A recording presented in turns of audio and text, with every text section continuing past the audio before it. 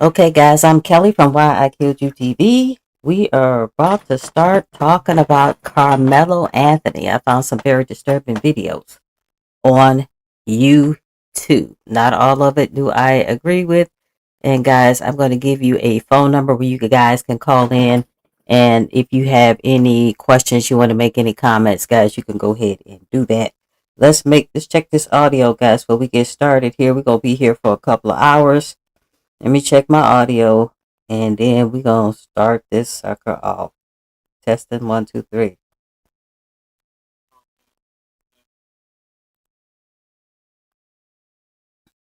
All right.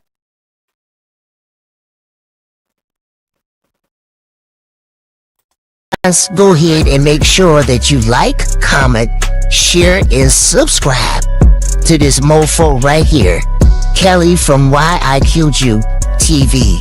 Alright, let's start this live right the freak now. Those of you, this is your first time here, I am Kelly, K to the E double L-I-E, from Why I Killed You TV.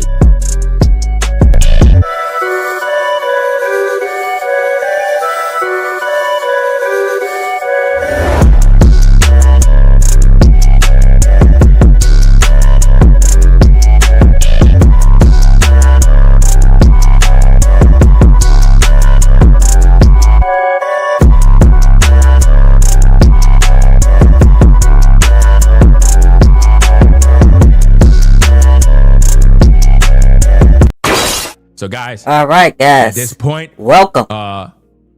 Karmelo is in major hot water. They're pretty much talking with him like, look, you're done. Do you realize what you did? You're in a lot of trouble, kid. Everybody's walking around like that's the kid that did it, a black kid. At this point, imagine all these white people, all these different ethnic groups came to the stadium to see their kids. And who had to ruin it? A ninja. A ninja decides to come in and do this. A ninja, an animal, ruin the day.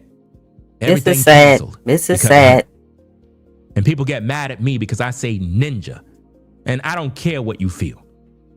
Only idiots support killers. Karmelo Anthony just got a new legal team, and discussions about an appeal is heating up. But what made this story more interesting, Charleston White switched up on him so quick.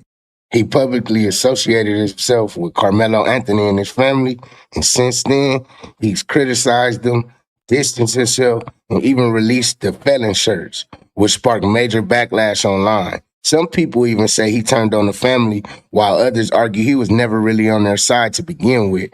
Now, I totally agree. This Charleston White, I don't even know why he got involved with this particular case. And as I said in other videos, guys, he was first for the Metcalfs, and then he went over to the Karmelo Anthony side of the family. And then he went back over to the Metcalfs. And then after the Metcalfs made a comment about Karmelo Anthony, well, I shouldn't say all of the Metcalfs, Jeff Metcalf sat up there and made a nickname out for Karmelo Anthony, Watermelon Felon. He sat up there and started selling t-shirts with Karmelo Anthony's face on it, like in the shape of a watermelon. And now the proceeds, guys, and I could be wrong, the proceeds are going to not only the Anthony family, but it's going to the Metcalf family as well. This Charleston White is just too much. With these new legal developments, Charleston White is reacting again. Watch this. Yeah. What's up, though? What you American Eastern Time. How you feel about that Karmelo situation? What situation? I thought he already got sentenced. No, they bringing like he getting a new legal team. I thought he already got sentenced. No, like they making a new like case. Did he already get sentenced? No, he's trying to be funny. Did he get 35 euros? Trying to be funny. Get sentenced, but like they trying to like. So after you get sentenced and go to prison, and trying to be funny. Euros, what situation that happened now? And he in prison. They trying to like make a new like case like so he can get. Who is that? Me? I ain't heard nothing. I was seeing that he getting like a whole new legal. You're not saying nothing. What are you saying? I hadn't heard nothing. What did happen? I'm saying he getting a new legal team, and they trying to fight the case. Like he trying to get his years. That ain't shit, nigga. He's trying to be funny. Yeah, you talking, man. Anyway, guys, all of my videos are for educational purposes. Guys, my contact information is down here. I got my email, I got my Venmo, and I got my Cash App. Guys, please make sure you go ahead and like, comment, share, and subscribe. I would greatly appreciate it. The phone number is right there if you want to call in live, guys. 682-812-9713. You don't get up, get you do some push-up, nigga. I'm thinking Dave, you talking about Dave. I'm thinking a nigga done got out of jail. He's trying to be funny. He gonna get out of jail. You just looking to talk about He is gonna get out. Man, that shit, man, they got I'm asking what situation? Well, they got a new legal team and they say, man, who is they? The online, you talking about the comment section? You better get you get up, do some push-up, boy.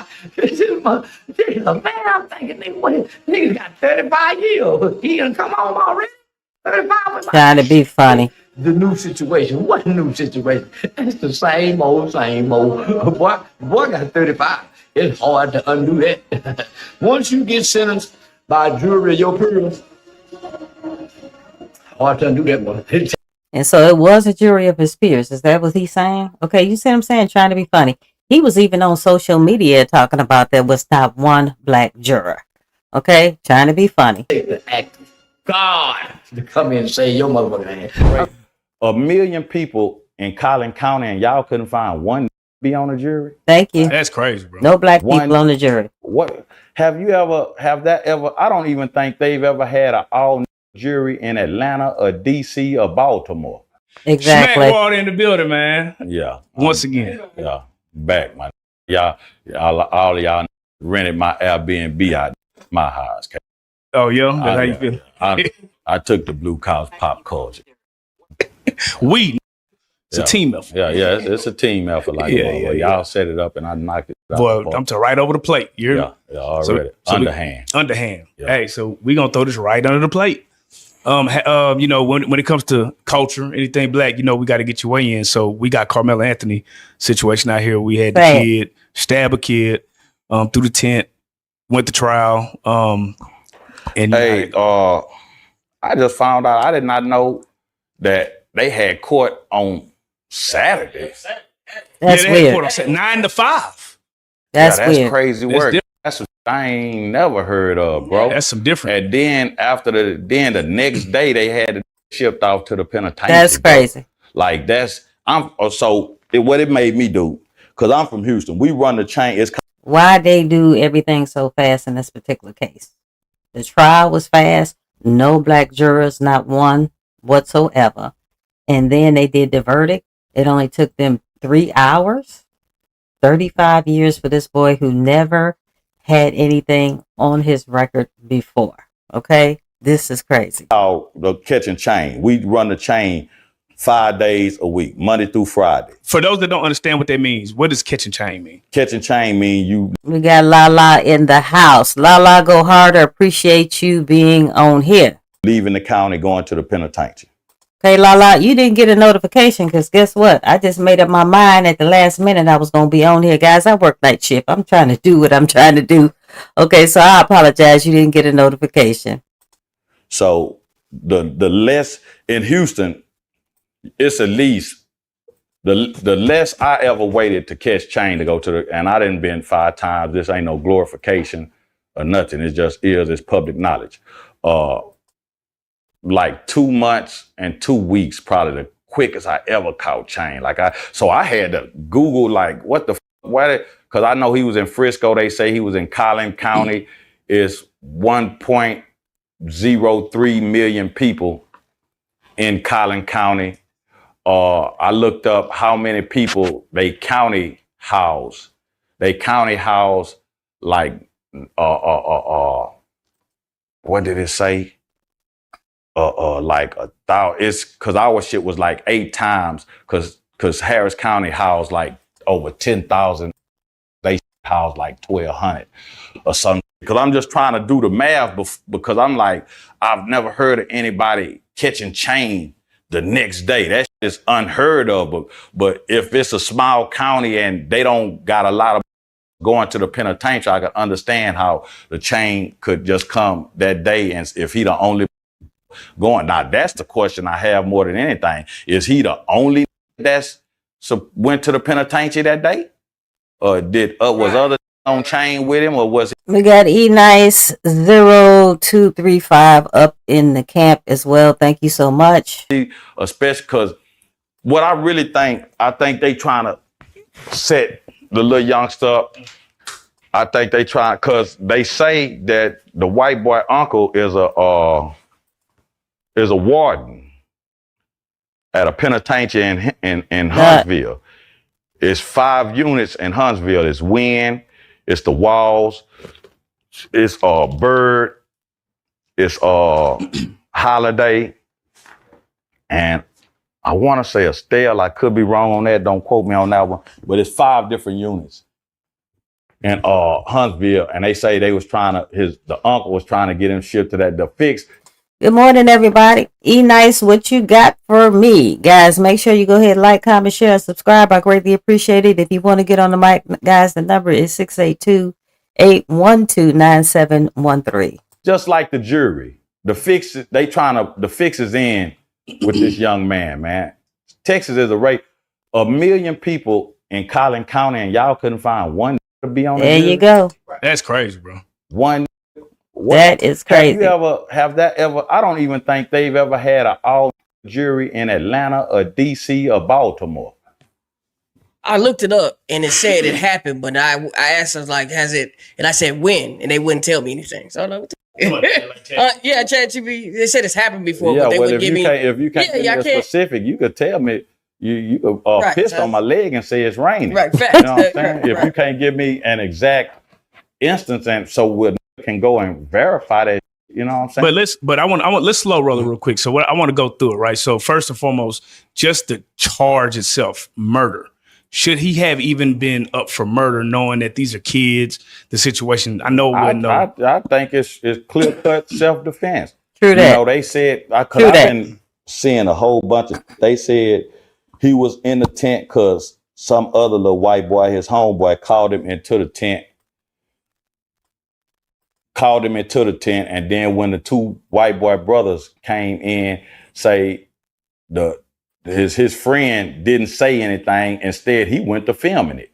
But then when they put him on the stand and they asked him and questioned, he say he didn't know him that well. But then they went and found pictures of y'all hanging out all that picnics and shit together.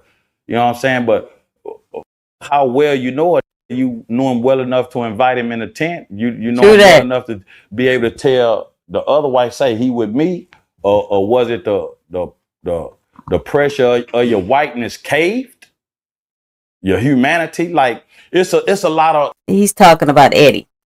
So Eddie claimed that Karmelo was just an acquaintance. Okay, that's what he claimed. He got up there to the court and threw Karmelo underneath the bus. And guys, there's some clear-cut pictures of Eddie and Karmelo's families hanging out, including Eddie and Karmelo.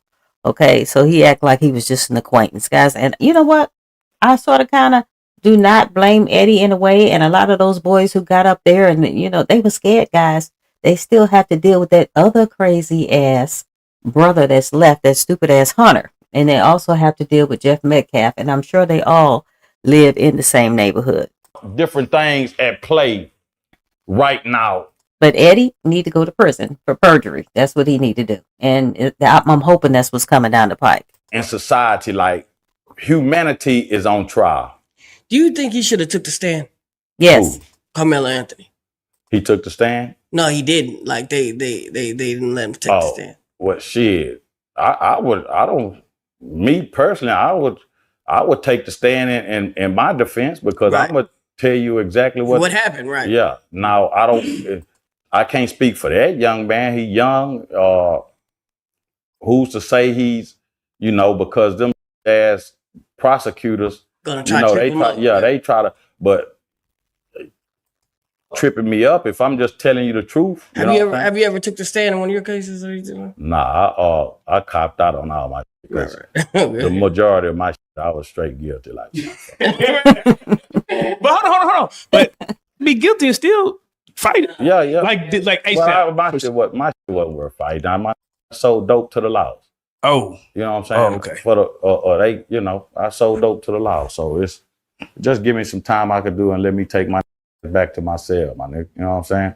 If you caught me red-handed, I own up to that. I f***ed up. Come on, you know. But in his case, you know, it's a sad situation, bro. It's a sad situation for a youngster to be caught up in, because like I say, humanity is on trial right here. And we all know that if the shoe was on the other foot, that if it was some black kids bullying a white kid, True that. and that white kid stabbed one of them, a black kid, this wouldn't even be a question, bro. You know what I'm saying? Like, the white boy wouldn't have been arrested, none of that shit.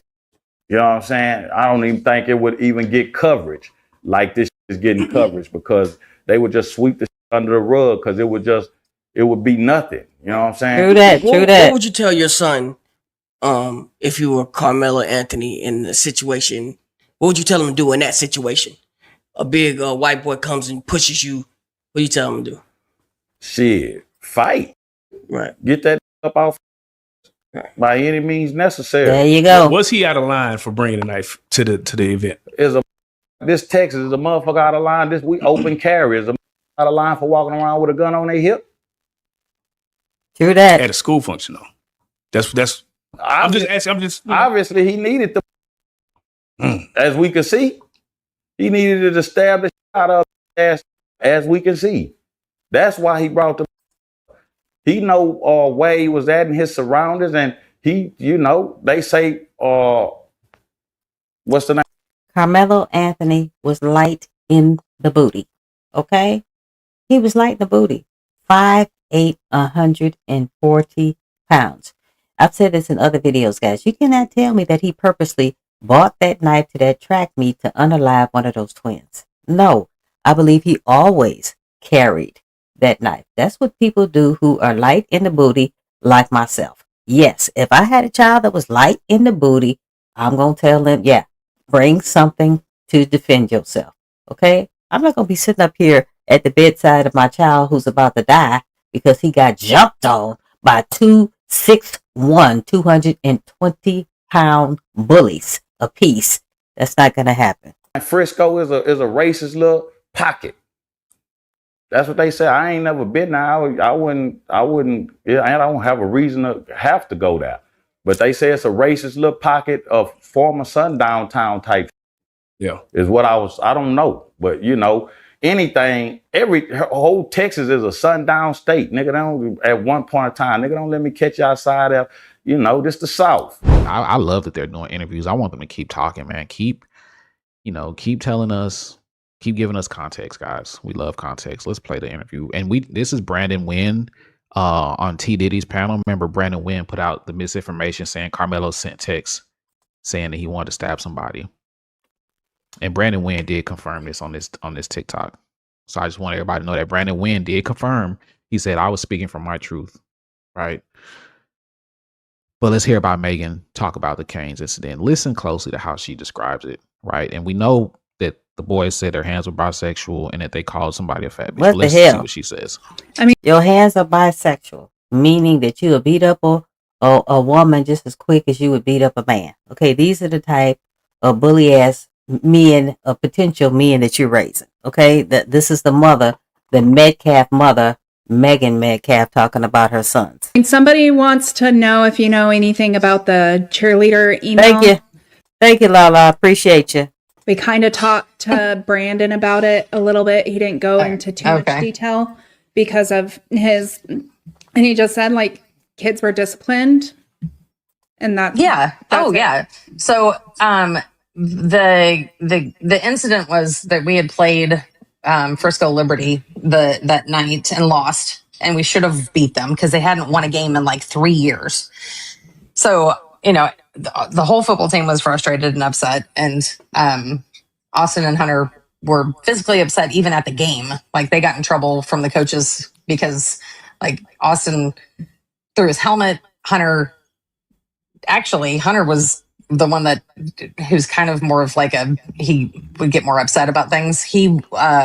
Listen to that. She admits that Hunter is There the you type go. that would get more upset about things. She There you describes go. Hunter as the more aggressive one. Okay, I just want you guys to listen to this, right? Take notes. He went back out on the field and finished the game. Austin was like, I'm done. He was just, there was only like 2 minutes left and he was just pissed. He was just in one of those moods. But after the game was over, him and Hunter and I know for sure one other kid who was an offensive lineman went to Cane's to eat. And I'm going to be honest with you, the cheerleaders, I loved the girls. I wasn't a fan of the coach because as a coach myself, I was a volleyball coach for a long time.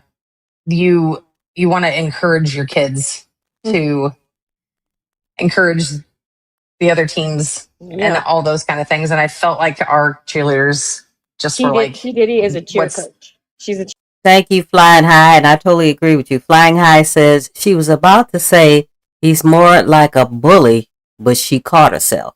And I totally agree. That's the hell what she was about to say. She knew what the fuck she was raising. Don't play. What's the point? Yeah. They were just like, what's the point? This is, our team's trash, this kind of thing. And the girls apparently were talking about the game. So their own players are admitting that their team is trash, but that's fine, right? Let's listen to what happens when they hear what the girls say. And making comments about how crappy our team was. And Hunter, more than likely said something nasty to one of them because that's what they do. And that's what they do. Don't play. She said that Hunter said they overheard the girls talking about how trash the football team was. Now, listen, they just got mad and got pissed off on the field, but then the girls are expressing their disappointment in the football team while they're eating fucking a caniac with the extra toast, no coleslaw, extra cane sauce. What the fuck? What are you talking about? Chilling. Kids love, these high school kids, they love going to Cane's, man. They're just having a good old time. Like, man, you know what, girl? Man, our football team fucking sucks. Right? And then the boys come in and Hunter calls the girl a fat bitch. Women hate when you talk about their weight. And us guys, we know that. And if you say something about a woman's weight or how they look or their the hell about the weight, don't be calling me out my damn name. I'm gonna have a big problem with that. Appearance. And then call her a bitch, you're not only fat, but you're also a bitch. Exactly. We got a problem. That's not cool, dude. That's aggressive. We got a problem. That's aggressive as fuck, in my opinion. I mean, I know they're kids, it's like high school drama, but the other things that were said by sexual hands over an opinion of your own team is unacceptable. And this is not hearsay because Megan confirms that the email is real. She said, La, don't make me laugh up in here. Don't make me laugh up in here. I've been to Cane's. I'm not impressed with it. I'm not impressed with that food. Said a cheerleader's mom probably leaked it. She confirmed it was real. Austin just when everyone was like, man, I don't understand why you guys got to be like that. Like we're upset that we lost. And don't let nobody up right now. What's up? You're not even going to support us. So there was not like a physical altercation. It was more of verbal of like, you guys are assholes for not, you're supposed to be First School Memorial supporters and you're acting like we're shit. Mm-hmm. And you're cheerleaders on top of that. So fast forward to the email that was sent. From what I understand, the coach had talked to Austin and Hunter about just what happened on the field the night before. And then the coach had sent the email, and Coach Jackson, who was our head football coach, actually told them, if you have a problem, you need to go to the police because it was off campus. And there was nothing he's going to do because it was off campus. Wow. She says that the coaches told them there's nothing that they could do to next time call the cops. That's crazy. I've never told a woman I have bisexual hands. That's fucking crazy. So nothing came of it other than, there was a talking to. And again, I go back to the original fact. Austin would never disrespect a girl per se. Hunter, he could have some choice words for someone who was going to be He's a bully. Don't play. disrespecting him. So saying that your team is trash is disrespectful enough to call somebody a fat bitch and talk about their weight and then say that imply that you would put hands on guys and girls. That's Megan Metcalf. That is the mom of Austin and Hunter Metcalf, the ex-wife of Jeff Metcalf speaking. Right. Yeah, I just don't like the minimizing tactics and like the victim blaming here. Like it's a whole lot of victim blaming going on and blaming the girls, man, blaming the girls for simply expressing themselves and making the boys mad, right? And Austin and Hunter were just a bunch of bullies. Allegedly, according to his peers, his classmates, and these cheerleaders that sent this email to the coaches, baby, they were some bullies. Exactly. And I'm not saying that Austin deserved to be unalived for being a bully or for bullying Karmelo, but I will say his bullying definitely played a part in what went down that day. And also, there is a lot more to the story that has been told. And I really feel like he's going to end up getting a new trial because there is way too much coming out on the back end that should have been included within his trial. Guys, type a 1 in the chat if you think that Karmelo Anthony is going to get a new trial. Type a 1 in the chat if you believe that. Guys, I'm not sure. There is a picture circulating, and I don't think it's AI. Okay, there is a picture circulating of the judge, Judge Roach, at a party with the Metcalf daddy, Jeff Metcalf. Okay, they took a picture together with a couple of other guys and a couple of other women. And this was before the trial happened. That alone should get Karmelo Anthony another trial. Type a 1 in the chat, guys, if you believe that he is going to be retried. I'm hoping he's going to be retried. This email was allegedly sent to Karmelo's attorney about a year before the trial even started. It was also investigated by the school, so there is documentation for those of y'all that like to say everything is fake. So there were 3 coaches that were tagged in this particular email. So it's titled Concerns, and then it says, Coaches, the other cheerleaders and I have tried to make an effort to stay supportive and spirited throughout the football season. However, the disrespect. Thank you, E Nice. Thank you, Flying High. Thank you, Lala. Thank you guys for participating up in this camp. I greatly appreciate it. Guys, let's get these likes up. Let's get these likes. And if you want to get on the mic, guys, there is the phone number, 682-812-9713. We feel coming from some of the football players is making it very difficult. Today, after our game against Liberty, some of us cheerleaders in uniform went to Canes. While talking amongst ourselves about the loss, Hunter Metcalf stood up and yelled that my friend and fellow varsity cheerleader is a fat B. Bullies. I don't understand what triggers his rages, but there is repercussions or some sort of consequence, so we stay out of it. But for it now to be directed towards one of the people that shows up to every game to support and cheer them on is astounding to me. After they left Canes, one of the other football players told us that Hunter said his hands were bisexual. There you go. There you go. Not only hit guys, but also girls. She is not only embarrassed, but genuinely scared, especially after seeing the way he can act on the field. I'm only coming to you because I feel that you should be aware that he is acting like this in public places, which is not good for our school's representation. True that. And it's discouraging. He's a bully. To keep cheering them on. They both were bullies. I'm sorry for having to even come to you about this, but after tonight, it truly feels like it is getting out of hand. I recognize that he may be upset that we lost, but there is no justification for the way he treated my friend tonight. I would also appreciate for my name to, and that's it. He's afraid. So in other words, these were 2 boys, 2 twin brothers that sat back antagonizing there you girls go. and boys, but girls too from the cheerleaders team. I actually saw people in the comment section saying that they have played on the field with Hunter and Austin and that their mouths are very, very terrible, that they're very racist. Sad. So yes, okay, rest in peace, Austin, because now you're gone. But you are gone because you sat there and you bullied this boy. Exactly. Mello, and then when he reacted, it was his reaction that changed his whole life. True that. True that. But hindsight is 2020, and I know that he wishes that he would have handled it a whole different kind of way. Because at the end of the day, it's costing literally him his life.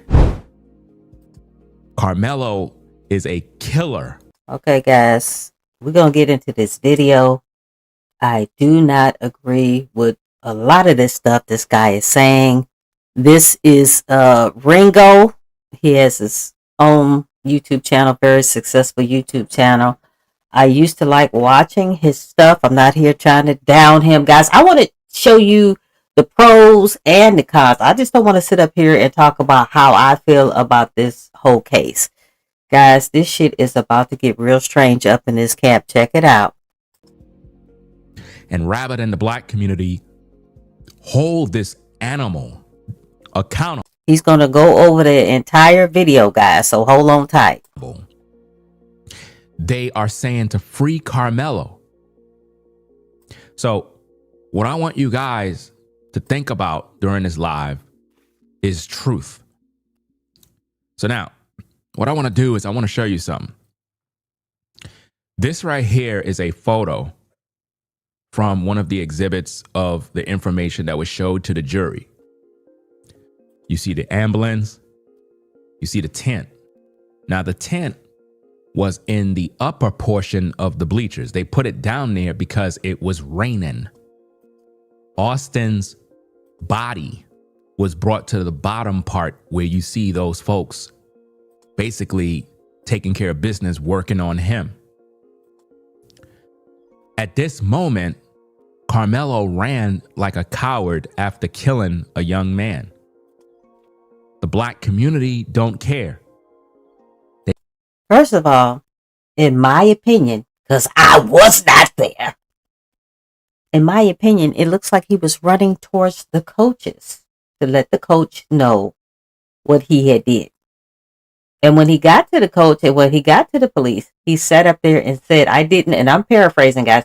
He said, I did not allegedly do it. I did it. But he never said what he did. What I don't like about this guy, Ringo, is like he is talking like he was fucking there. This shit is weird to me. They don't care because he's white. In other words, white people that get killed, blacks don't care. But we're the first to say Black Lives Matter. We're the first to cry racism. But when a black man murders someone, we don't hold that individual accountable. This kid died in the rain while the rain was pouring on him, washing his blood onto the tracks. Onto the track, the blood flowed. While Karmelo ran like a coward. Because you were there, Do right? you understand? Because you was there. Not only was Austin Metcalf stabbed to death, but when he was stabbed, he fell down the bleachers. Look at how the bleachers are. Look at how they're slanted. I want you to understand this. Do you understand? Imagine getting stabbed because the bleachers where you see all the book bags and stuff right there, that's where everybody was sitting. Notice you see everybody's cell phones sitting around, drinks. This is how it was. That tent, that canopy was pretty much over everyone. You understand?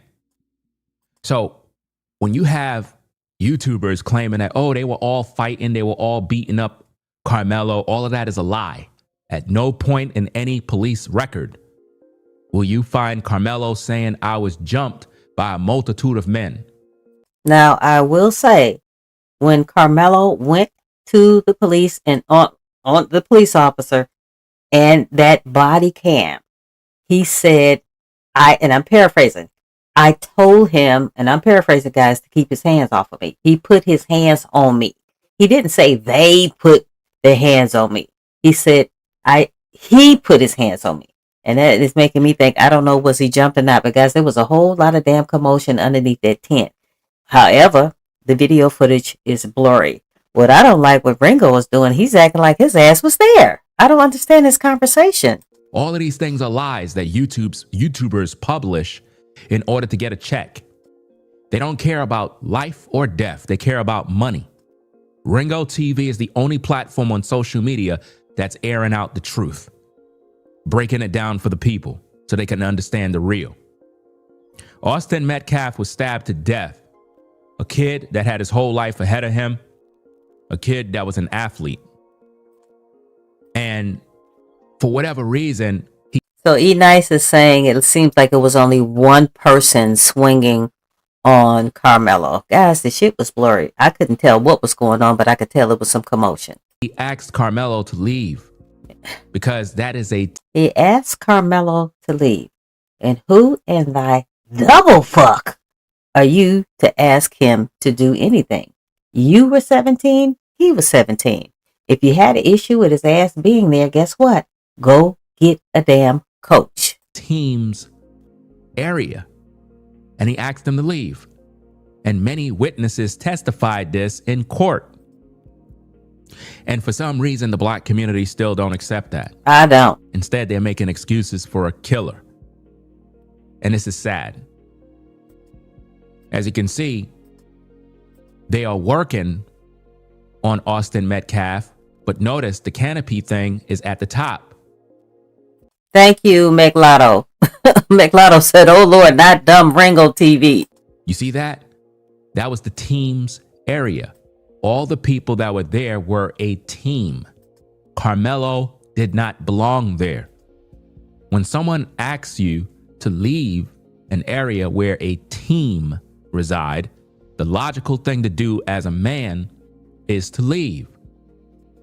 But Karmelo was on a different frequency. Karmelo had a weapon. Karmelo had a knife. And Karmelo wanted blood to the point where he told Austin, touch me and see what happened. Exactly. And Lala brought up a good point. She said she blew it up. I'm thinking she's talking about the video. And she was able to see at least 2 to 3 people fighting underneath that damn tent. Okay? Guys, it is foggy. It's foggy, but something for sure was going on underneath that tent. And I'm like her, it involved a couple of people. Does that sound like self-defense to you? No. Yeah, it is. That sounds like a threat. When you tell a man, touch me and see what happened, what you basically said is, I'm not moving. And if you put your hands on me, I'm going to show you why you would make a bad mistake by doing that. So when people claim that Karmelo was defending himself, Karmelo and he was defending himself. Where you Karmelo get that from? Is a killer. Where you getting this shit from? No, I don't understand it. Killer. And he did what killers do. Bring weapons to sporting events where there's families and kids. We know that Karmelo had no cleats in his book bag because I showed you guys in a previous live stream where we looked at all of the evidence in terms of his book bag. His book bag had chips, his car keys, and various other miscellaneous items, including his knife. He was not set to be a part of any event. He was just there. A demon, a killer who came there with the intent to use that weapon. Good morning there, Callie. And Austin came there to do his job. Good morning, Red. Guys, I'm playing a video right now. I'm not saying that I agree with everything that he's saying in this particular video, but let's just check this out. Let's agree to disagree. Guys, if you want to get on the mic, the phone number is there, 682-812-9713. Don't forget to like, comment, share, and subscribe. I would greatly appreciate that. And he ended up dead. Not even 5 to 6 minutes of entering the stadium, Austin lost his life. Because he can't Not keep his even damn mouth shut. 10 minutes at the stadium and he was dead. He didn't know he was going to die that day. He didn't know that he was going to die in the rain. He didn't know that he would die under his own tent where his teammates watched them bleed out and watch Karmelo. Carmen says, tell me why this picture is so clear. Okay, I got to read it down here. Why the picture is so clear. If I intended to kill somebody at a track meet, it must have been something going on before the event. Okay, and then Carmen, I'm sorry, Carmen, I was reading somebody else's message. Tell me why this picture is so clear, but when it happened, it wasn't. Where is this angle when the fight occurred? They're hiding something, and I totally agree. And one of you actually messaged me and said that the camera, I think you even got on the mic and said that the camera was immediately following those twins and their interaction with Karmelo. So maybe somebody on the camera crew was told to, hey, tape this fight. I'm not really sure, guys, but this Ringo guy is tripping me out. I used to follow him all the time. Matter of fact, when I get off of here, I'm going to unfollow his ass because he's talking real crazy and real negative about black people. Run. Not a man who was standing his ground claiming self-defense. Why would you run? You scared because you scared. Hide. Because you scared. He wouldn't hide. No play. Your murder weapon if it's self-defense. You see, it was never self-defense. It was cold-blooded murder. How do you know? Meditated murder. That is what it was. Because when you tell a man, touch me and see what happens, you're telling them what you plan on doing. Karmelo already saw himself using a knife. That's premeditated. He thought about it. Rather than walking away, rather than humbling himself, he decided to stand there and threaten to use a weapon. And rather than him use his hands, when Austin put his hands on him, he went out like a coward and used a knife. And now Karmelo is not going to see the release of Grand Theft Auto 6. Who gives a damn? You know, what the fuck is that? Anticipated Rockstar video game that we're all waiting for. Oh my God, who cares? Behind bars when we go pick up. You think he worried about a stupid ass video game? Are you serious? This Ringo is off the chain. I used to follow him religiously, but I don't know. He's on some dumb shit. That game. And while we're enjoying our time on all the wonderful missions of GTA 6, Karmelo is going to be in his own mission in prison because he didn't use his brains. Many of you said that Karmelo's a smart kid, but I disagree. Karmelo was not a smart kid. He was violent. How the hell is he not a smart kid? He had a 3.7 GPA. He had all kind of schools looking at his ass. He was the captain of the damn football team and the track team. He had 2 jobs. Never been in trouble before, but all of a sudden he's a dummy, according to Ringo. He's evil, and his parents raised him wrong. Because really? If he raised a good kid, he wouldn't be walking around with a knife at a sporting event. Do you understand? Now, if there were metal detectors, this would have been caught at the door and this tragedy would have been prevented. And I can guarantee you that now that stadium. Thank you, Carmen. This guy is Carmel. This guy is weird. I don't know what the hell's going on with him. Area, I can guarantee you, for any of you that might live out there, if you did your own research, I can guarantee you they are going to install metal detectors and all sorts of things in order to prevent these type of tragedies. And guys, don't expect black people to use their brains when it comes to this kind of content because they have a tribal mindset. Jesus, this guy is off the chain weird. They don't care about truth. They have no morals, no ethics, no empathy for the family of Austin Metcalf. All they care about is the fact that Karmelo's innocent in their eyes. You got YouTubers going around saying that Karmelo didn't even stab Austin. That's what they're saying. You got YouTubers spreading lies, trying to claim that Austin was a bully, that him and his brother were two bullies. They were. And they Don't were play. known bullies. The damn mama Ringo said that her children were fucking bullies. What the fuck is you talking about, dude? Hey, thank you for participating. It says not one person stated they seen Karmelo with the tool in his hand or poke Austin. Okay? This Ringo is off the chain cuckoo for Cocoa Puffs. These things are lies. None of you know that family. None of you know these kids. And you don't either. None of you. You're just a bunch of racists who hate white people. You have a get back mentality, a victimhood mentality, a slave mentality. You don't care about black on black crime.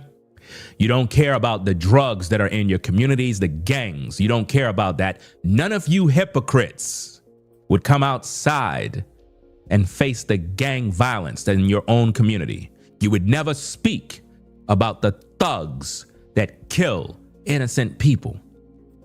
You would never confront the violence in your own community. But when it comes to this case, you all gather together like a gang, a mob of animals who come to social. This dude got some serious self-hate issues. He really got some issues. Media reveling in your sin and your evil. And this is why the black community will remain on the bottom and nobody will respect us as a people because we are militant and violent and we don't know. Thank you so much, new follower. I cannot pronounce your name, but I thank you. Is it Yaki2883? Yeah, this guy is out of pocket. I don't know what he's going through. Know how to settle for the truth. Instead, we defend killers. Rather than the black community hold Karmelo Anthony accountable, we're busy trying our best to free him. You think because Karmelo have a team of attorneys focusing on the case that they're going to get him off? No, they're not. How you know Because that? there's nothing there. They're just promoting themselves. It is a sick situation that people can't see the truth. A young man is dead and the black community is laughing. The black community don't care. They don't even care. It is a shame to be a black American in this situation.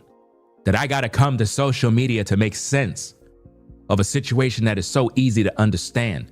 The black community don't even know what self-defense mean. They don't even know what a jury of your peers mean.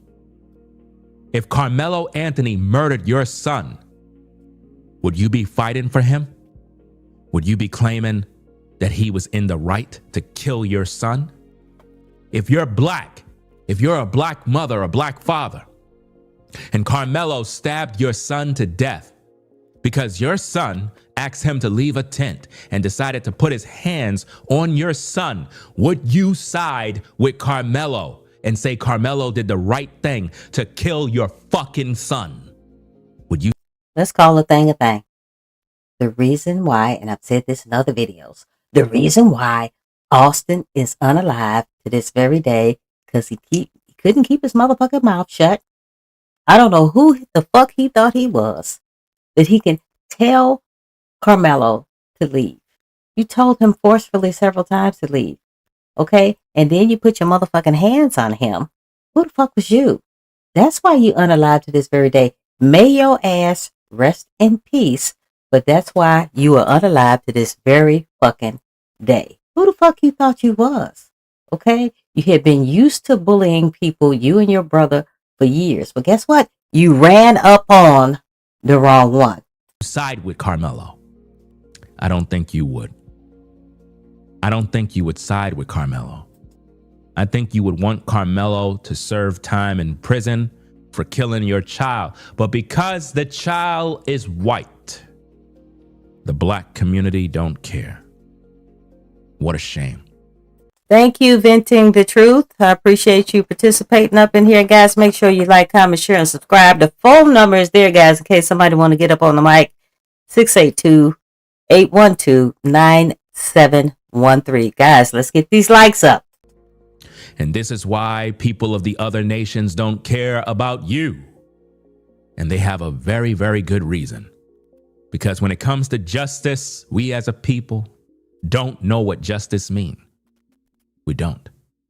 We fight to protect killers. This young kid fell from the bleachers. So we got Ken in the house. I can't pronounce your whole name, Ken. Anyway, it says, wow, that Ringo fella has some great talking points. I'm going to follow him. He's spot on about the dream team. There's nothing to change. Karmelo going to do about 17 to 20 years. Anyway, guys, that's fine. That's Ken's opinion. We're going to agree to disagree up in this camp. I totally disagree with you, Ken, but go ahead and follow him. And I greatly appreciate you being on here and participating. Thank you so much. In the hands of his friends, and they had to treat him at the bottom of the bleachers while he's bleeding out and the rain is falling. Everybody's panicking. You got YouTubers claiming there was this big scuffle. Everybody was fighting. Karmelo didn't do it. Karmelo didn't do it. Well, then why did Karmelo run and tell the police that he did it?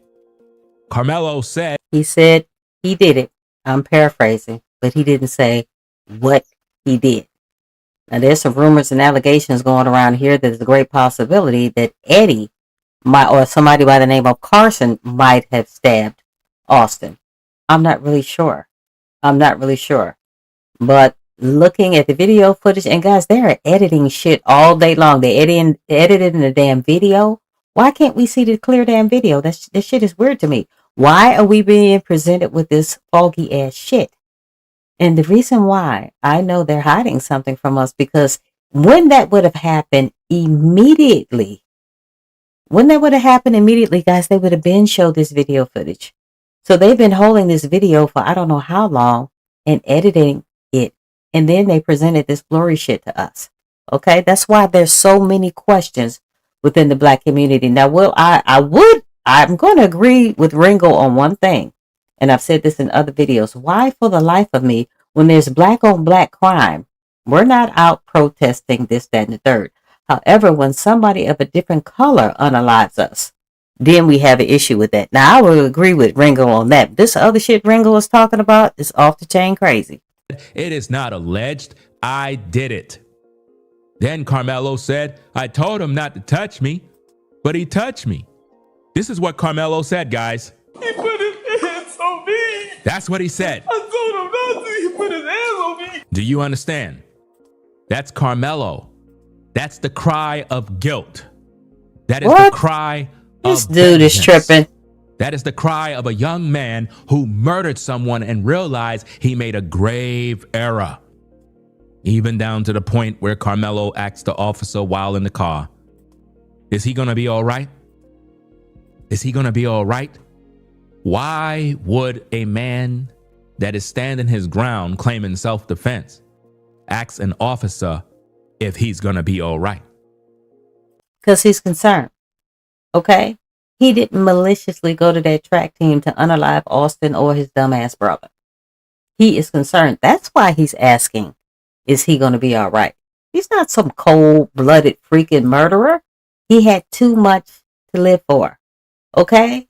He had a 3.7 GPA. Okay? You had schools looking at his ass. He had 2 jobs. He had never been in trouble before. This was not his MO.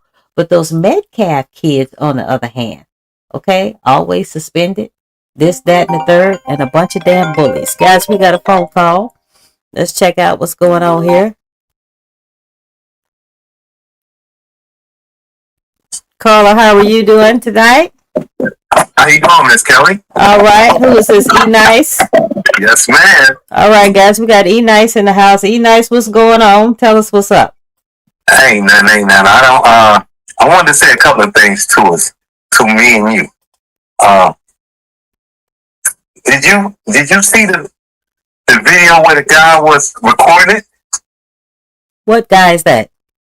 One of the kids, people was under the tent, had his phone out, recording everything.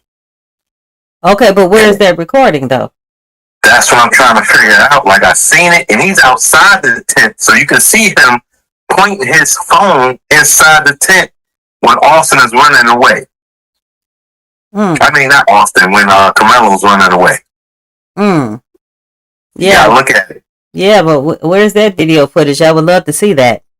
It should be in all of them. It's just like, all right, what they doing with the video is they're cutting some of it out and following a video from a different frame. You know what I'm trying to say? So they're cutting out some of the frames what to show you mass, because like I said, they was fighting in that tent after he ran down the stairs. Yeah. The person with that green poncho on took the poncho off. They handed something, and the poncho stayed there. So that's a, I don't like. That's what I said. I wanted to really look at the videos more to give you a good aspect of what I'm trying to see. But you need to look at all of it. Even that video itself is a dub because you can see by the outlines. On the side of it, it's an outline where it's been recorded over. You don't have that on your video right now, right? You know, this is not my video at all. This is Ringo's video that we're looking at. I mean, on your screen right now. Even on Ringo's video, where he's showing, if you got him up, you can look at the say the four corners. There's no black or white there, right? It's just a full screen. On the Karmelo thing, it's a not a full screen. It's an add-on over there. And they did it twice. They did it where you can see this the field, like they recorded over the field. Then you can see where they put some computer stuff behind there. So I'm like, they're really, only reason what I'm saying is they're hiding stuff. Oh, of course they are. And you know what? McLotto TV said they would have subpoenaed those kids' phones. So yeah, but you know, you even though you delete stuff off the phone, it's still there. So okay, so if they got the phones, then where's the video footage? And they had a phone in the rain. Yeah. When they moved that tent, it was a phone. That's why I pointed it out. When it's a phone right there. So that phone could then get messed up because of more rain, and it could have good evidence on it. Right. And then Kiki 2883 is saying Eddie was changing his clothes. And that's what's making me think. And then Carmelo didn't have a lot of blood on him. He just had a drop of blood on his fingertips when he went into the police car. So I am thinking, did somebody else stab him? I don't know. We don't know. That's why I said I don't know about all that. Only thing I know is somebody lied. I know that much. True that. Because first I didn't see more than one person swing. Then I seen like somebody behind one of the main cats snatched the bag. Then they swung, and then he got popped, and then the people behind him start swinging. Exactly. And then he ran up. But then he disappears when he running up. Yeah. It's like 2 or 3 steps, he just not there. Then he pops up out the back of the tent. That's all. Like, we both was in the military. I seen Bin Laden in 94. 1994, I seen him. Clear as day. So why is this happening in 2011? Exactly. It makes no sense. But thank you so much for getting on here and participating. You always do. I greatly appreciate it.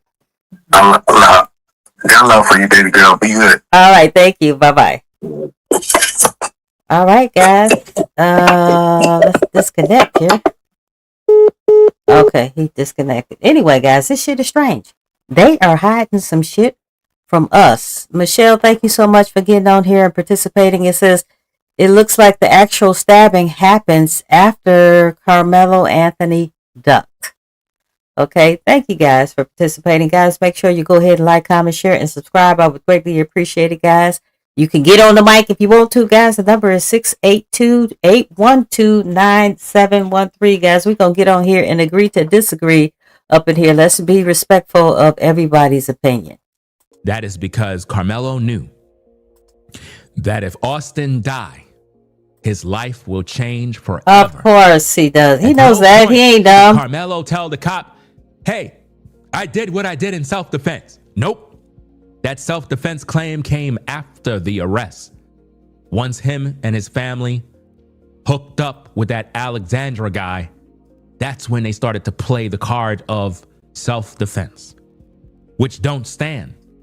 Because in order for something to be self-defense, you would have to be met with impediment death. Austin would have had to have a weapon, a knife, something that Karmelo would have felt that his life was in danger. Yeah, Kiki 2883 says last year there was a witness that said that his daughters were underneath the tent and that Mello was jumped. We haven't heard anything else from him. Guys, they hiding a lot of shit from us. They really are. This whole case is peculiar, and I hope that he gets retried because this is just senseless. How they railroaded this boy? You cannot tell me that they didn't. They railroaded him. But his life was not in danger at all. How do you know, Ringo? Shit. So, what I'm going to do, guys, is I'm going to break down this footage for you so I can show you guys exactly what's going on. Because the footage has been distorted by YouTubers. I'm going to show you everything so that you can see the timeline of events. Because Karmelo Anthony wasn't even supposed to be at that stadium. Why did he even go? Why did he enter? He wasn't participating. So why was he there? He didn't have no shoes. He wasn't in any clothing to compete. Why was he even there? Let's roll the tape. So as we roll the tape, guys, we see Karmelo coming into the stadium by himself, not with a group, by himself. Now, who sent Karmelo there? The devil. What? The devil. This dude is on some shit. To kill Austin Metcalf. Austin did not know that the devil had plans for him that day. As you can see, Karmelo taking his stroll while the devil programmed him to kill. An walking NPC. That's how the devil be, guys. A lot of you live your life and you don't know. You be in the supermarkets and you just be walking around shopping, and there's always an NPC, a demon with no purpose with their life. Why did Karmelo go that way? Because the devil was already leading him to kill. That's why he was going that way. He could have went the other way. But the devil had plans that day for that knife. Now, at this point, we see Austin Metcalf coming in. You can see that he has a black friend with him. You can clearly see one of his buddies. So, Kiki 2883 says he went because he was filling in for somebody, Ringo. He had his track clothes on underneath the sweats. So that's why he was there. This damn Ringo was acting like he was right there on the spot, guys. This shit is weird. Is black. YouTubers went around and said that Karmelo was the only black guy under that tent. That's a lie. Austin Metcalf had black friends. Black students attended that school. But they wanted to paint him out to be a racist, a bully. Look at him walking in, ready to go. You know, that's his thing. You see his brother Hunter coming in with his buddy, and they coming in. They're entering in. You see black students right there. You see that? So black students attended this event. Black students attended the school.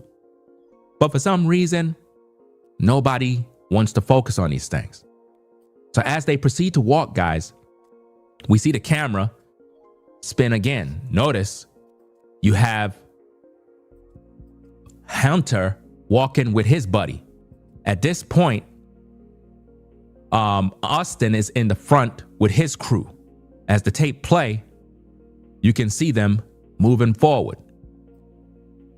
They're moving into the stadium area as they're walking further. Notice the rain. You can see the rain. But watch this. You see how they're starting to run? They're not running because they're going to the canopy to attack Karmelo. Let me rewind it back.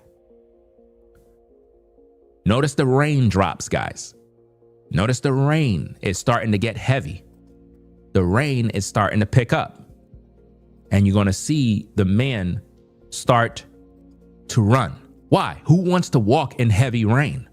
They're trying to get to their tent. Do you see that? So now they're running down, going towards the area where the tent is as we zoom all the way in. Now, as you can see, let me see if I could do this real quick. All right, let me pause right there. In the perfect middle of the screen, you see 3 characters. 3 characters are there. Let me see if I could do this. Right here, this area. That is Austin, the black kid, and the other kid that is with Austin. Keep your eye on them because we just saw them cross the street, entering into the stadium area. I'm giving you a timeline of as they are in motion. You see them coming in. That is them walking. Now, as they walk, you can see Hunter coming in. Now keep your eye on them. You're going to see Hunter start to run because remember, we saw that area where Hunter started to run. Now watch this. You're going to see Hunter running. You see him running because the rain is coming down. Not because they're trying to go attack Karmelo Anthony as these lying. How the fuck you know why they was running?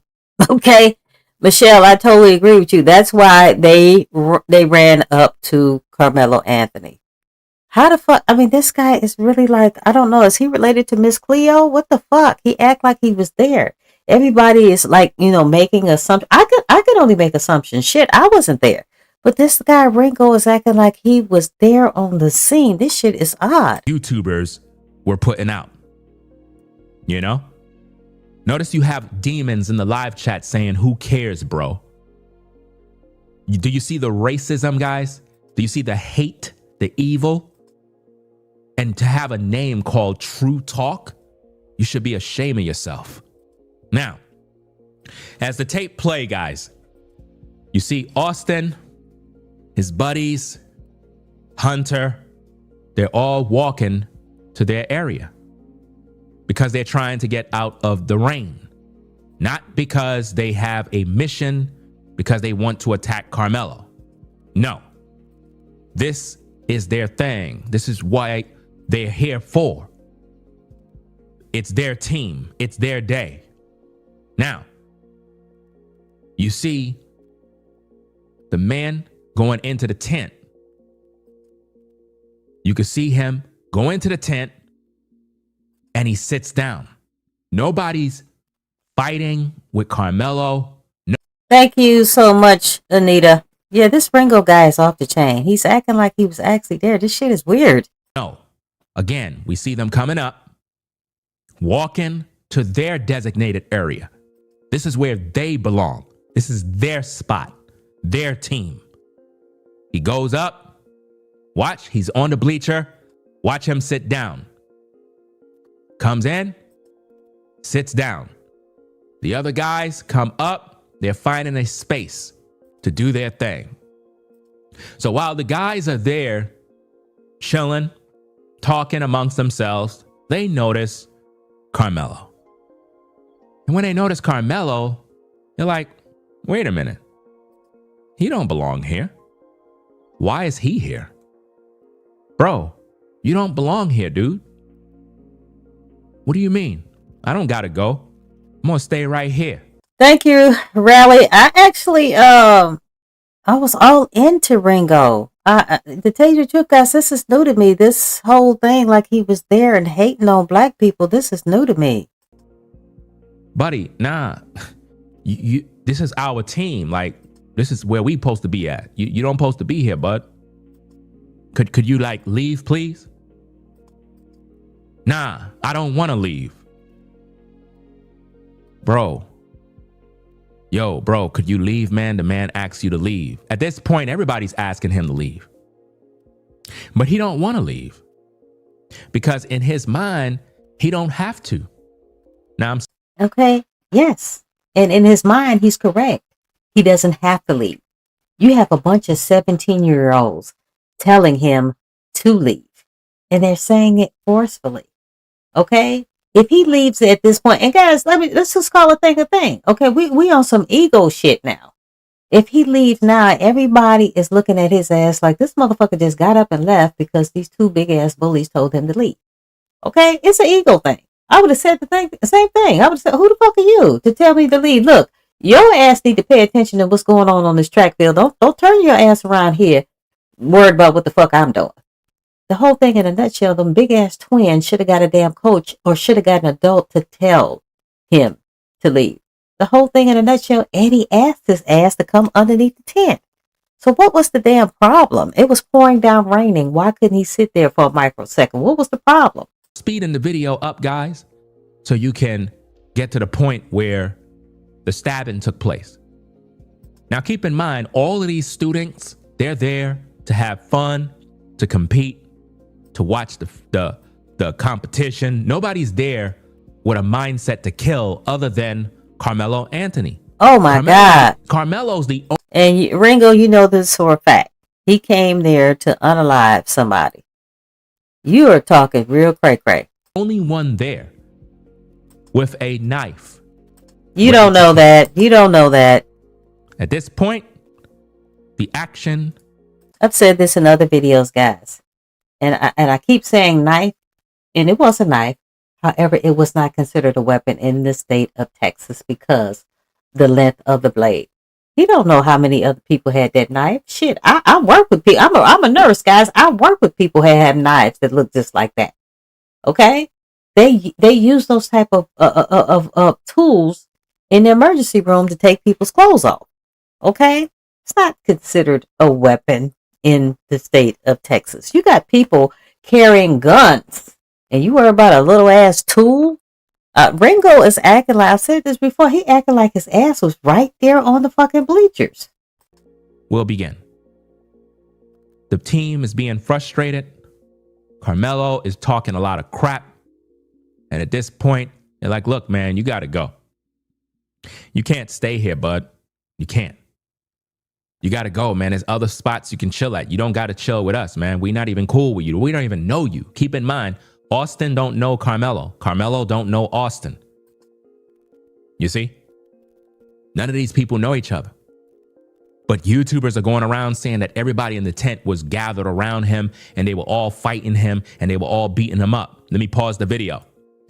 Now, I want you guys to understand something. When it comes to the case of Karmelo versus Anthony, in the police report, at no point did Karmelo say I was jumped by anyone. But you have these stupid people that keep talking about Karmelo was jumped, he was attacked, he was beat up, they all gang. Maya Allen, age 61. Ringo is ringed out. Sounds like he was there, lacking so many facts, wondered why he was canceled. Yeah, guys, this is like weird. What and he's like making comments like he's sitting right there. Okay, this shit is weird to me. What Ringo was doing. Up on him, they were throwing punches, but with all of that talk, what we have here on the screen, guys, is the actual arrest photo of Karmelo. That's his face. Karmelo was never punched by nobody. Okay, guys, if we look close to Karmelo. If you look close, the eye that is closest to me, which would be his right eye, it seems like it is swollen and it looks like it is red to me, and it looks like it is a lot smaller than the other eye. So I could be wrong, but his eye, the eye that's closest to me, the right eye, it looks like something is going on with that eye to me. What you see in his eyes is a guilty man. Who is sad. See the eye? See the eye?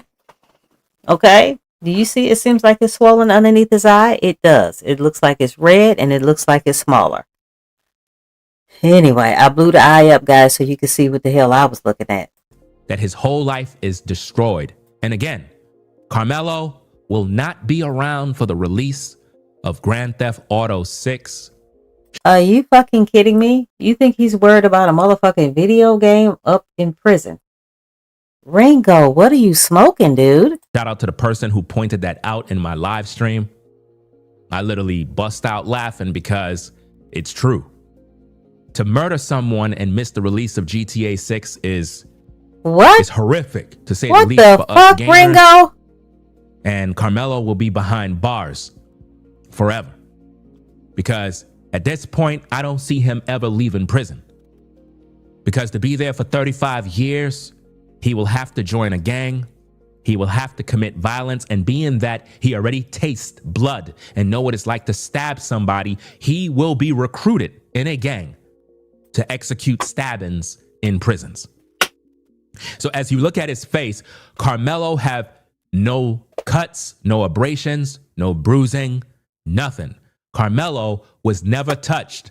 Karmelo was never punched. Ringo, you don't fucking know that, dude. You going through some shit tonight. You don't know that. His eye looks red and swollen and smaller than the other one to me. By Austin. Austin never punched Karmelo, never did anything.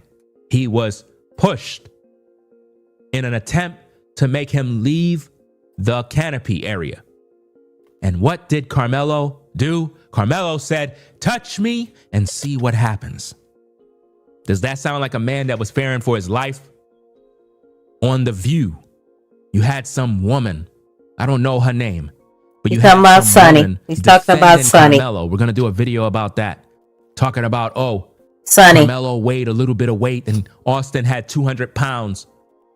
Karmelo told Austin, touch me and see what happens. Does that sound like a man who is scared? You know what, guys? It sounds like a man that was scared. Okay? It sounds like a man that was scared.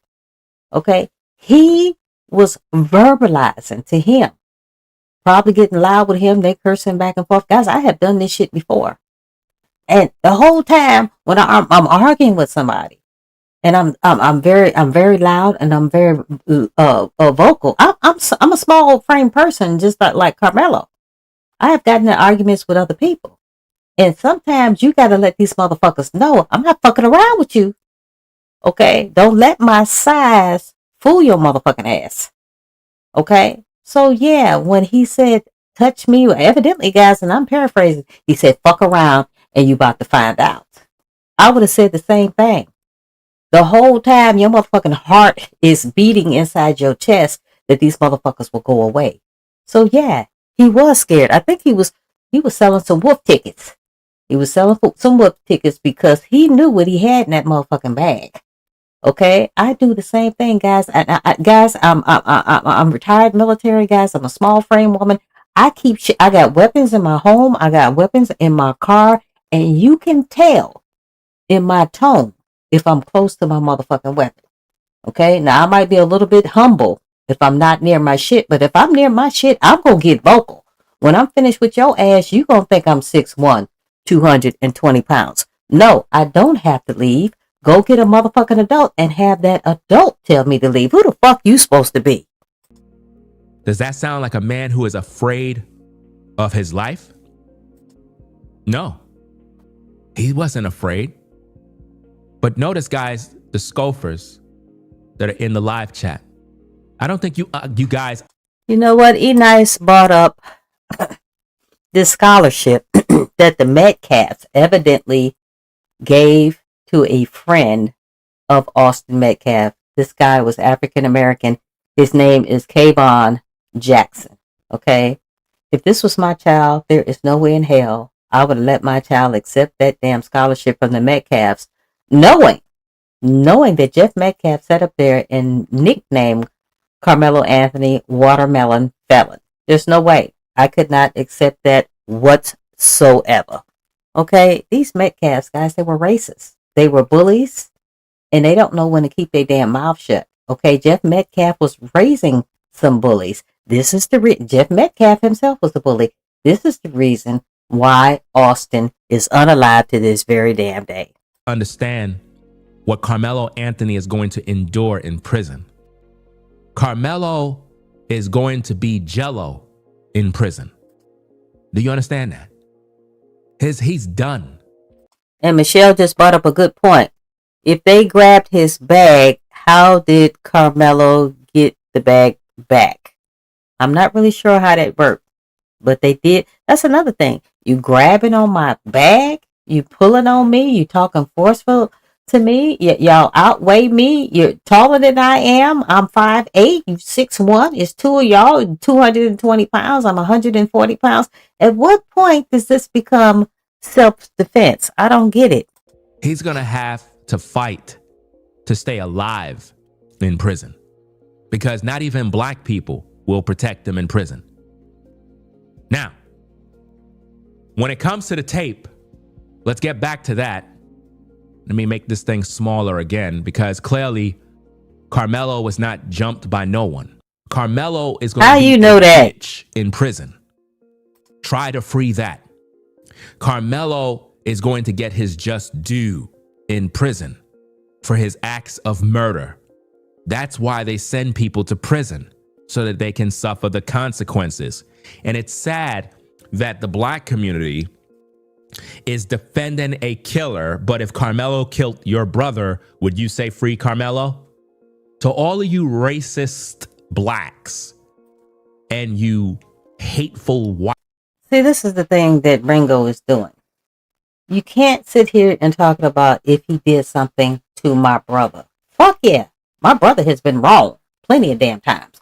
I'm still going to always be on my brother's side because that's my brother and I love him. But in my mind, I'm going to be thinking my brother was wrong. But I'm not going to sit there and fucking verbalize it. Okay? But right now, I'm on the outside looking in. I don't know Austin and I don't know Karmelo. But the situation, I'm looking at the situation, not as a black person. And guys, those of you who have been following me, I am biracial my damn self. My mother is black and my father was biracial. Okay, my father was white and black, but my father is now deceased. So I'm not on the outside looking in. You can't sit up here and talk about if he did this to your brother. Yeah. If he did this to my brother, yeah, I would want Karmelo to go to jail. I'm on the outside looking in. I'm not related to either one of them. I'm looking at the situation. You got two motherfucking bullies bullying this young boy who came to a motherfucking track meet. They're 6'1", 220 pounds apiece. You talking about 440 coming at you? Yeah.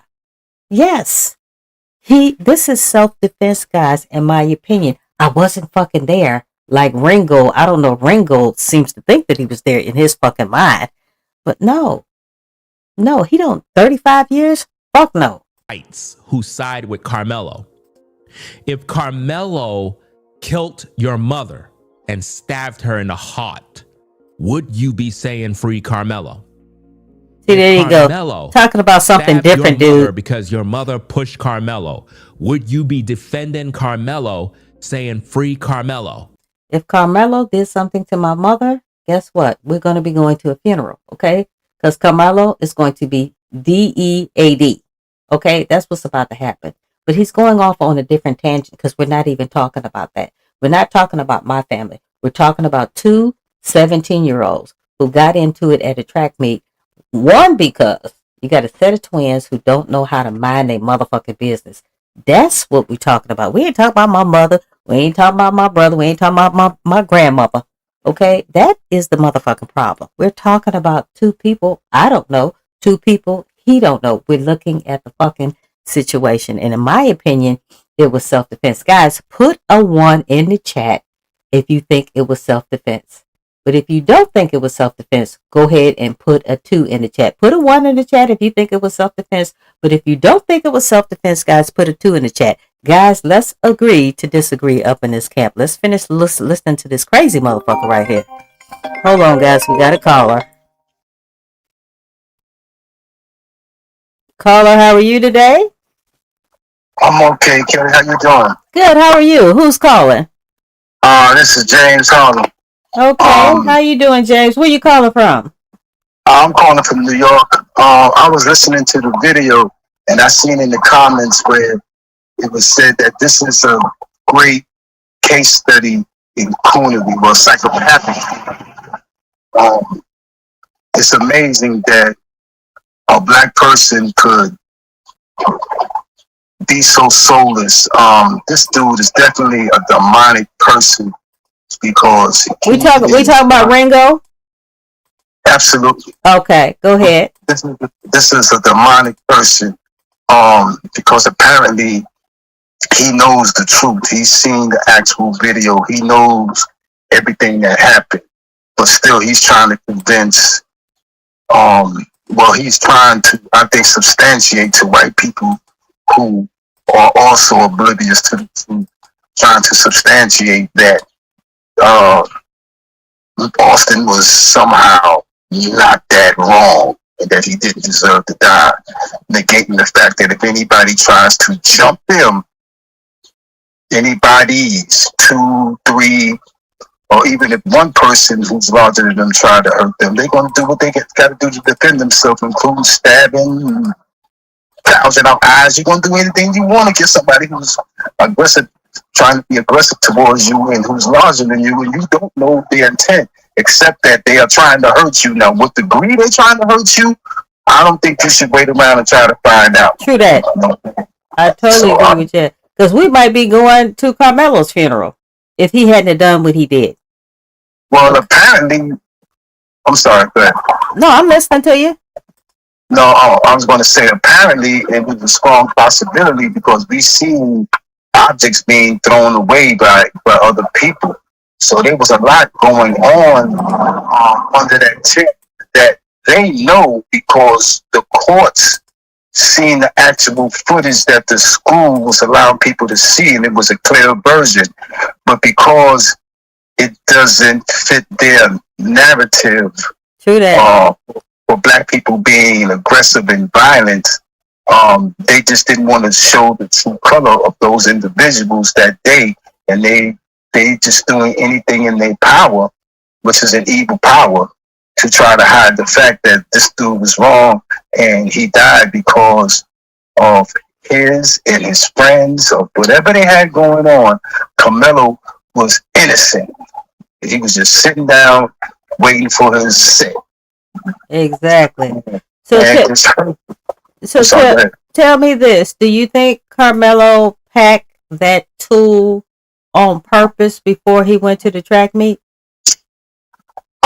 It could have been pre-packed. Who knows how many times he went to a track meet with that actual tool inside of that. I mean, that backpack could have been multifaceted as far as taking it to track meet, taking fishing, taking it wherever. Because it is said people in Texas carry around little blades like that just in case you cut things. Construction workers carry around things. People carry around little stuff like that. Right. And even if it was for protection, I mean, who's going to deny anyone self-defense? True that. So it's just ridiculous. And in my closing, I would just like to say to black people, stay strong, defend yourself against any aggression, be it from a black person or a white person or anyone. If you are just a regular law-abiding citizen and criminals or criminal-minded people come trying to harm you in any way, don't wait around to find out what degree they're going to hurt you, because you might not be able to stay around. You might be dead. Totally agree. Totally. So once again, Kelly, thank you very much. And I'm trying to put some money on this card. I maxed out my allowance for donations, but I'm gonna do my best to try to bless you. I appreciate it. I really appreciate what you're doing. I appreciate you calling in. Thank you so much. You're welcome. All right, bye-bye. Man, he brought up some great points. He brought up some great points, guys. You cannot tell me that Karmelo packed this tool before he went to this meet. He's always had it in the bag. Like I always have something in my car. I always have something in my house. I live in 2 different places. I always have something in my apartment right at the door. And I got a couple of things at my home. Okay? All right? Don't start none. Won't be none. That's just what it's going to be. All right? And I am not going to sit here and allow you to talk to me any kind of way in front of a whole bunch of people. Not going to let you talk to me any kind of way. If it's just me and you by our damn selves, it's not going to happen. Just because I am light in the booty, okay? Don't get fooled. Don't get it twisted up. Would you? See, none of you can answer the question because you're a fucking hypocrite. He's and weird. A full racist. That's what you are. So you continue to do the same thing by running your mouth like an NPC. Karmelo's in prison. So there's nothing you can do to free him. And none of you are sending any money to protect him. How many of you that are saying free Karmelo are sending money to put on his books? How many of you are going to visit Karmelo? None of you. Just a bunch of robot NPCs that repeat what you hear on social media. Okay, do you really think that Karmelo Anthony is going to take visitors from a stranger who could possibly be recording what the fuck he says to make his new trial even worse? Ringo, you pulling at straws. Hypocrites. Now, let's get back to the tape. As you can see here, at this point, it's getting real. Austin is telling Karmelo to leave the tent. Nobody is jumping. Karmelo, people are sitting down. Remember, guys, this is how the bleachers look. Do you see that? Nobody is standing up in that position. Nobody would be standing up under those circumstances. You would fall down those damn bleachers because it's dangerous. Do you see that? So when we think about the area, this is how it was set up. I don't know which placement where Karmelo was at, but he was most likely in the back area. Why do I say that? Because the proof is right there. The bag. Do you see the bag on the far right? That's Karmelo's bag. How the fuck he know that that's Karmelo's bag on the far right at the top of the bleachers? How the fuck does Ringo know this shit? This guy is weird. That's right. That's the bag that Karmelo carried. Karmelo was in the back of the bus. That's where he was at. That's where the push took place and he ran up the bleachers. That's how he had such easy access to run upward. He wasn't in the middle being surrounded like all these lying YouTubers been lying to you, saying that Karmelo was jumped. He had everybody around him. Absolutely sick. And guys, again, if you notice the comments in the live chat, all of those people are paid agents. This is another thing that we're going to have to talk about in videos, guys. There is a conspired situation where a lot of blacks from militant hate groups have paid crisis actors to come to social media to lie because they're trying to bring about a race war. And there's a lot of people within the black sector who are putting together these groups to try to recruit a lot of militant black youth to be a part of this army, to the point where a lot of blacks are going around attacking white people, and now the FBI is in on it.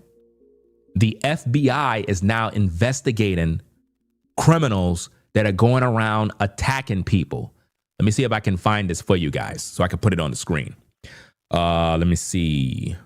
Woman.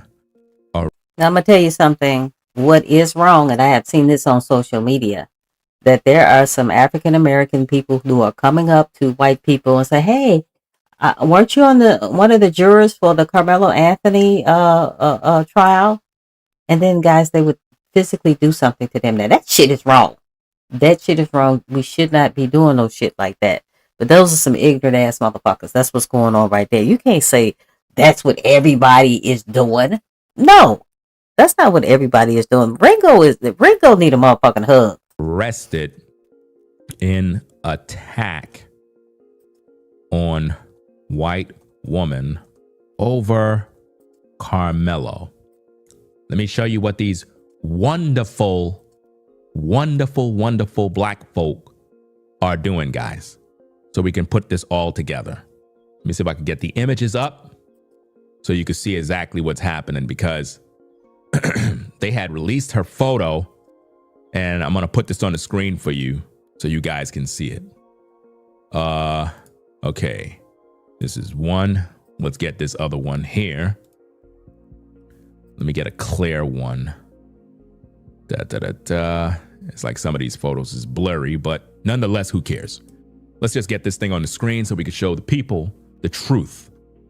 Because we live in a time right now, guys, where truth is laughed at. The black community hates the truth, guys. And it's really sick because we're embarrassing ourselves on social media. Oh my God, he's weird. But now, watch this. Let me put this on the screen. This person here, right? This person here is violent. She is responsible for the attack on a woman, basically saying free Karmelo. Now that's wrong. Bar assaults lead to arrest in Longview. And the FBI is now investigating social media to try to figure out who is responsible for putting together and putting these batteries in these blacks' mindsets to go out here attacking people. You got blacks going around saying you were on the jury, and they're attacking white people now because influencers on YouTube are putting batteries in the backs of the youth. That's totally wrong. That's totally wrong. What black people is doing. Do you understand? So now let's get back to the video, guys, because again, blacks will never take accountability for their own, because in their mind, it's all good until somebody get unalive. Now, let's get back to this. And again, only blacks will say, I'm corny, I'm this, I'm that, but you're watching me. Of course I'm corny, because I'm not a ninja like you. Wow. You're a ghetto ninja. Damn, Ringo. You have the mind of an animal. That's what you have. You have the mind of a killer. Killers. This brother has a lot of self-hate. Jesus Christ. Support killers. Do you understand? Killers support killers. I'm speaking the truth, but you hate it. Because the only reason why you're defending Karmelo is because he's black. You're not defending Karmelo because he's innocent. He's been found guilty. Murder weapon, confession. He made a threat to kill. And the black community still is in denial. Pure hypocrisy. We're evil. And God is punishing us. And we're at the fucking bottom. And no other race on the planet respects us. My I'm God. a black man speaking this truth. You know why? Because I have dignity and honor, unlike the black community that is a fucking disgrace. Walking around defending a killer who murdered someone. And yet when I ask you the simple question, if Karmelo murdered your mother, would you be defending him? If Karmelo murdered my mother, we would be going to a motherfucking funeral. That's what we would be doing. But we're not talking about my mother. This motherfucker cannot stay focused to save his fucking life.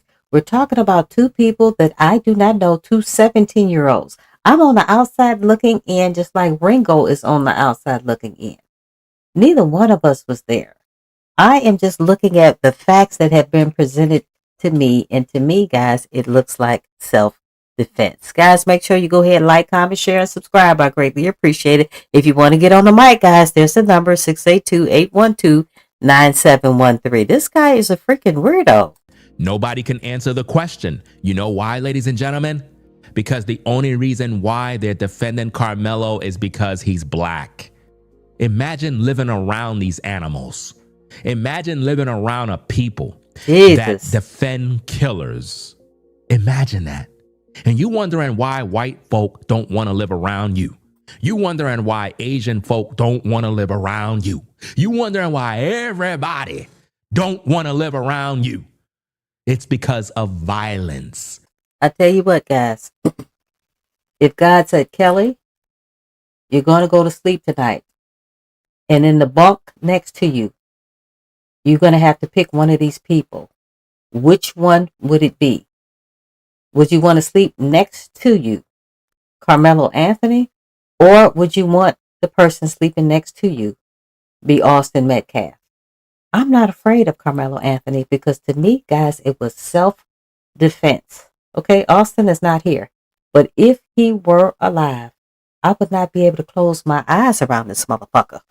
You could tell him and his brother were a bunch of motherfucking bullies. That's what they did. They stayed expelled from school. They mother, rewind this motherfucking video. Their own mother said that they were a bunch of bullies. That damn Austin or Hunter, whichever one it was, sat up there and said that his hands were unisex, meaning that he would put his hands on a man and he'll put his hands on a woman. Okay, so that's what you're raising, 2 17-year-olds who would physically do something to a woman? Bunch of bullies, guys. Bunch of bullies all day long. Drugs. Stuff like this. Imagine living around a neighbor that their kid murdered somebody and the black people in the community. And Maya Allen, H61, brought up a good point.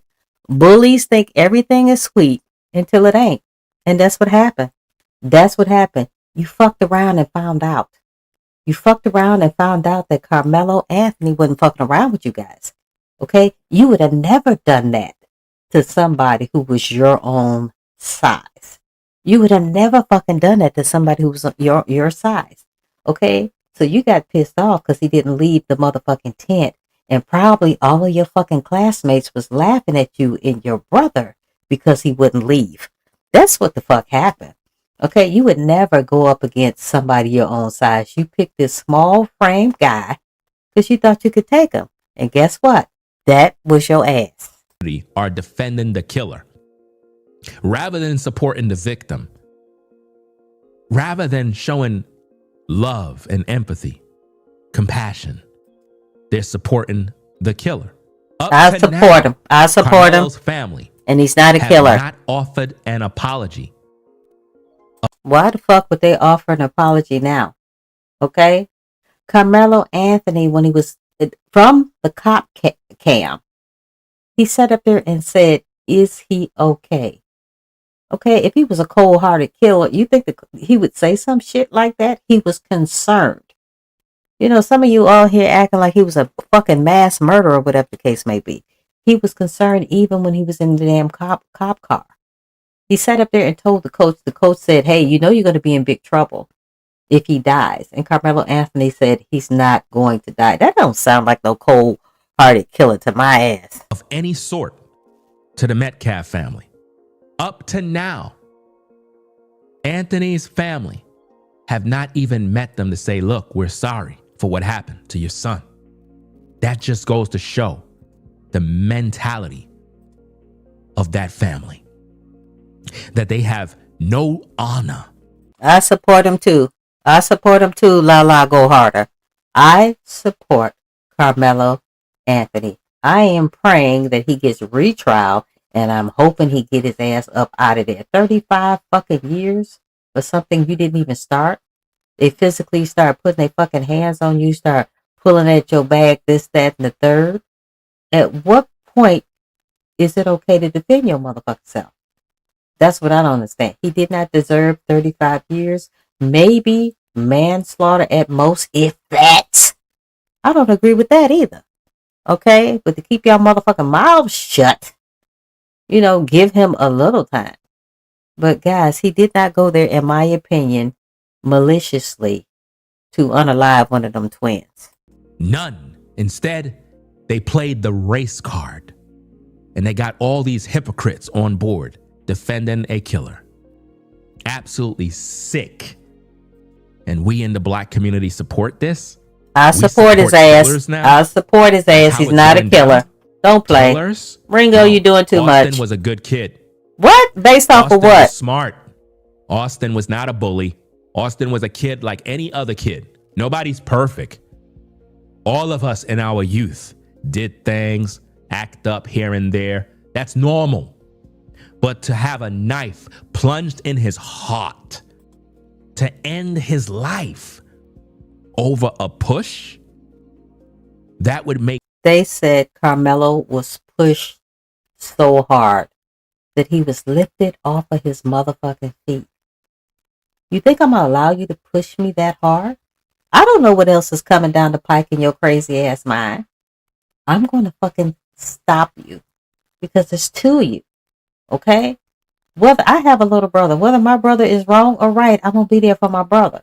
I'm gonna be sitting up here thinking, okay, why are we getting into a fight with this little dude? But at the same time, I'm gonna have my brother's back. But later on, I'm gonna ask my little brother, what the fuck we do that for? That's what you do when you got a brother. You cannot tell me that they weren't bullying this fucking kid. Okay, you cannot tell me that, guys. Karmelo Anthony a coward because he couldn't stand his ground like a man. So he pulled out a knife. Oh my God. Here comes the wonderful, wonderful push, guys. The wonderful push. You see the push? You see that? Karmelo run to the top. Why? Because he was already at the top. Karmelo was already at the top, guys, just like I showed you in this photo, because there's his book bag. Karmelo stabbed Austin once Austin put his hand on him. No threat of death. No How you know that? Violence. How the fuck you know that? Karmelo was not losing his life. His life was not going to end. How you know that? Because of a push. Karmelo. Guys, let's pause this picture and take a good look. Look at the motherfucker. Do y'all see Ringo anywhere? This motherfucker act like he was fucking there. Does anybody see Ringo's weird ass up in this fucking video? Because he's talking like he was fucking there, guys. This shit is weird. Pulled out a knife and stabbed him in front of all these witnesses. Not only did he stab him in front of the team that was there, but also the other tent that was on the right side. What's your point? Also saw the So what? So what? Chaos. Everybody witnessed this stabbing. And still, the black community sides with Karmelo because he's black. Okay. He said we're siding with Karmelo because he's black. What about people like me, guys? I'm biracial. Okay? So I'm like 50-50. So what does he have to say about me? Okay, I'm not siding with him because he's black. I am siding with him because I think he was right. Okay, I was not there, but based off of the information that has been given to us, I am saying that he had every right to defend his motherfucking self. That's what I'm saying. And guys, if you zoom in real close, I think I see Ringo. But guess what? Ringo is not in the fucking stadium. He's in the fucking corner running his goddamn mouth. Watch again. You see? After he did the crime, he runs up the bleachers like a bitch. Look oh my God, you're doing too much.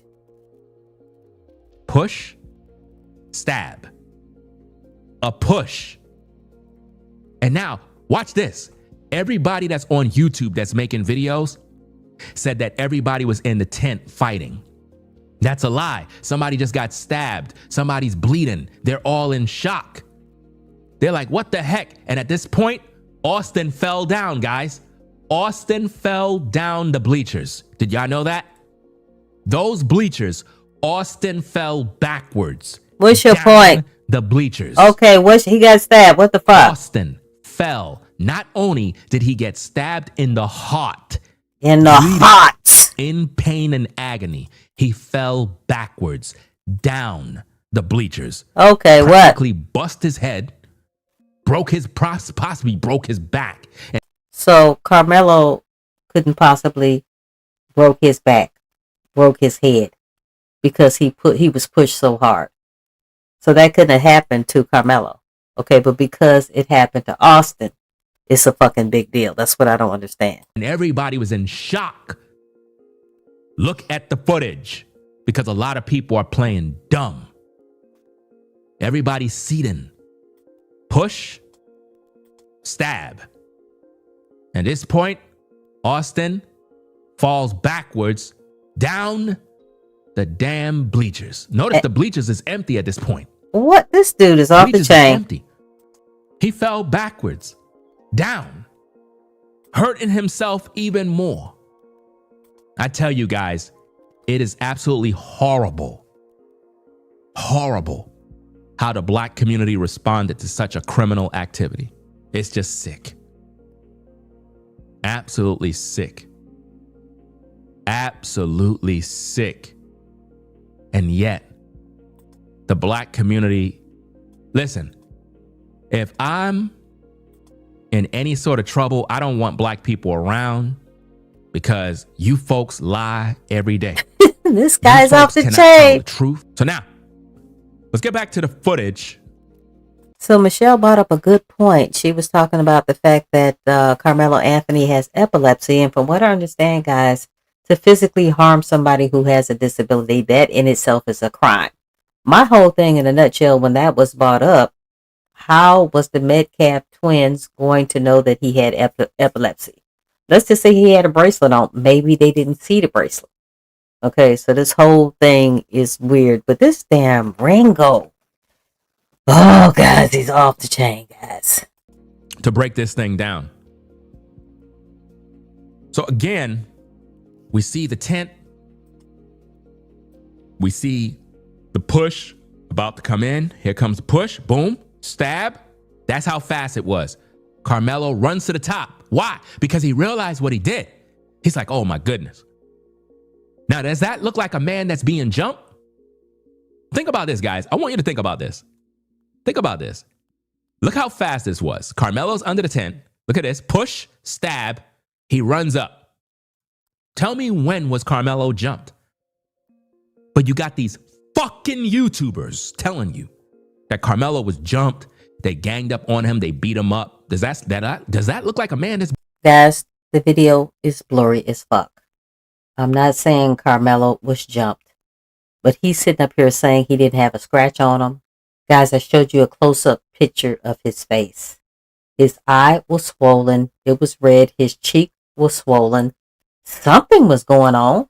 He didn't hit his motherfucking self. Okay? And all this pushing and shoving and grabbing at his book bag and this, that, and the third. You mean to tell me they didn't physically put his... And then they pushed him? You mean to tell me he didn't sustain anything out of all of that? This shit is weird what this guy's talking about. Being jumped? Does that look like a man that's being jumped? No. Everybody's at the bottom. Nobody ran up there to grab him. No. Marsha Washington says, this sucker worked for them folks. Ringo's on some shit. He really is on some shit. And he's acting like he was right there. That's the weird part about this whole thing. They're all in shock because they couldn't believe what just took place. Again. Of course they're in shock. Look at how fast this happened. Look how fast this happened. Watch this. He acting like people see people getting stabbed every day. That's what the fuck? Yeah, everybody's in shock. They can't believe the shit. Here it comes. Keep your eye in that tent. Push. Stab. Run up to the top. That's how fast. He could see all of that. Push, stab, run up to the top of the tent. He could see all that. All I could see is running up to the top of the tent. And guys, from other videos that I've seen, it has been some commotion underneath that. Even after Karmelo took off running, there was some commotion under the tent. Now, I'm sure it was commotion because they realized that Austin's big ass mouth got stabbed and he probably done passed the fuck out. Maybe that's why it's commotion underneath the tent. But something was going on underneath that tent. Nobody was jumping, ganging on, beating up Karmelo. So E Nice is saying, look at the right side. Evidently, E Nice is saying that somebody is video recording what's going on. Okay, but where is the fucking recording? Where is the fucking recording? That's what I want to know. Karmelo's at the top. Nobody chased him at the top. He runs, flying down the bleachers. You see him running? Now watch this, guys. Watch this. These are the bleachers that he ran down. He jumped down and ran down these bleachers, even though they're wet. He ran down them like a coward. He didn't stay. What the fuck is he sticking around for? What the fuck is he going to stick around for? You got people possibly jumping his ass. He had to stab one of them. Okay, you think he's going to stand around? So all of Austin's friends know that Karmelo allegedly stabbed Austin. He going to stand around and do what? You got a bunch of mad motherfuckers now. They was already mad before all of this jumped off, and now he got stabbed allegedly by Karmelo. You don't think they mad? What the fuck you going to stand around for? He ran, not ran like a coward, ran to go to safety. And he ran to one of the motherfucking coaches and told the coach what he had did. The whole thing in a nutshell, guys, I'm thinking the audio might have been edited too, because biggest day he said, I did it, but he didn't say what the fuck he did. Okay? This guy is fucking strange. He didn't stay and wait and say, well, that was self-defense, you know. I'm going to stay right here and wait for the police because I was just defending myself because, no, he ran. You see that? He ran down the bleachers to escape like a criminal. Look at him. Okay, guys, we got another caller. Let's see what's going on here. Caller, how are you doing? Just fine. How you doing? Can you hear me? Yes, I can hear you. Who's calling? My name is Lavelle. Okay, nice to meet you. You have any comments on what's going on with this Karmelo Anthony case? Yeah, I don't know what they were talking about. My grandmother was blind and she can't even see, and she would have told you the same thing, that Karmelo did not do this. I don't know where he coming off talking about black folks. True that. Let's just say he up there throwing people's mothers in there, calling black people trash and all that. Well, ask him why come his wife put him out. Damn. Yeah. He was doing his YouTube in his car. Hold on one second. Hey, guys, we got another phone caller. You're going to have to call back because we got somebody on the line. Go ahead, ma'am. Yeah, what I was saying, though, I never did like him when I first started watching him. He acted like he God. You ain't God, buddy. You human just like we are. And this bull crap that he talking about black folks this and black folks that. Look at the man, buddy. You're black too, you dummy. Exactly. I wonder if his wife is black. Oh yeah, she's black, and I'm gonna tell you, when they were doing that little thing, walking and carrying on, she was with him. She wasn't allowed to say nothing unless he tell her to say something. Oh, okay. So he's controlling that whole relationship. Yeah, now he's trying to control this. You can't control everything, buddy. Concentrate on your kids. You got 2 girls. You out here talking about this brother and got 35 years for not doing anything. But sitting there minding his business. True that. So I don't know what kind of film that he's looking at, but he's looking at the wrong one. True that. Okay. Yes. Where you calling from? William, West Virginia. Okay. All right. Well, I greatly appreciate you getting on here. And I appreciate you doing your job because you're doing a good job. Thank you. Thank you so much. Have a blessed night. You do the same. All right. Bye-bye. Bye-bye. All right, guys. We had a call, and then somebody else tried to call in. If you want to call back, you could do so. But in the meantime, in between time, we're going to finish up on this. Run. He was running faster than the track and field guys. Look how fast he running. And notice, everybody that's pointing him out, they weren't running after him because they're beating him up. They're pointing him out. They're saying he stabbed somebody. He's a killer. Look, they're pointing him out. Because he already dropped his weapon. He left his weapon back there, guys. So Michelle wrote, they did have him in a headlock. This is what Karmelo Anthony told his father. So I'm not really sure about that. Do we have any, Michelle, is there any audio concerning him saying that they put him in a headlock?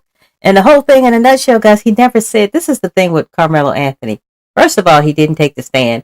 And second of all, he didn't say they. At any time did he say they. He kept on saying he. I told him not to put his hands on me. Or he never said they like it was a group of people. But I'm not doubting that it was a group of people, guys, because there was a lot of goddamn commotion underneath that damn tent. And I'm sorry, guys, I don't mean to use the Lord's name in vain, but there was a lot of commotion going on underneath that tent. Knife with blood on it was left in the back. You see that? Notice Karmelo trying to be nonchalant, trying to walk. Nah, fam. At this point, everybody's running in panic because a student just lost his life. A student just died, guys. You see that? Notice Karmelo walking back with a coach. Now, guys, whoever that caller was who wants to call, I'm sorry I had to hang up on you. I already had a caller. You can go ahead and call the number, guys, 682-816-9713. Would love to hear from you guys. Watch this, gang. He's walking by himself at this point. He's confused. He just murdered somebody. The coach come back, walking with Karmelo, because he's like, what happened? What happened? What the heck are you doing? What did you? So Michelle said evidently the pastor, and you know, guys, the pastor has been in social media. He's been on YouTube. Everybody has been interviewing him. Evidently, Michelle said the pastor is confirming that Karmelo said that he was placed in a headlock. You do. It would have been wonderful to have that audio. It would have been wonderful. He just said it would have been wonderful to have the audio. Excuse me, guys. It would have been wonderful to have the audio, but Ringo, you're narrating this shit like you can hear the motherfucking audio. That's what's weird as fuck to me. You are narrating this shit like you can hear the motherfucking audio. To hear what he had to say. Because I can guarantee you guys, that coach, everybody was in court. Everybody was in court to testify because there's some things that coach know. Now watch this. Guys, we got another phone call. Let's check it out. Caller, how are you? This is Kelly from YIQG TV. Who's calling? You already know Miss Kelly. Who is that? Mr. Nice from New Jersey. Okay, Mr. Nice is on the mic once again. What's going on? I just wanted to like I said, I love hearing your voice, even though it's on my tablet. But thank you. Did you see what I was trying to point out?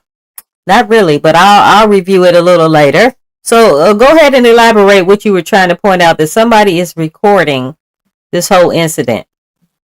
And now saying if it's another tent on the other side, somebody else is recording. Okay. Now, like you can see that figure with his hand out recording not what Karmelo's doing. He's recording what Austin and his people's doing. Because, I guess after the fact. But he's standing right on the side of the tent pointing. Mm-hmm. Right. That's one thing I wanted to point out to you.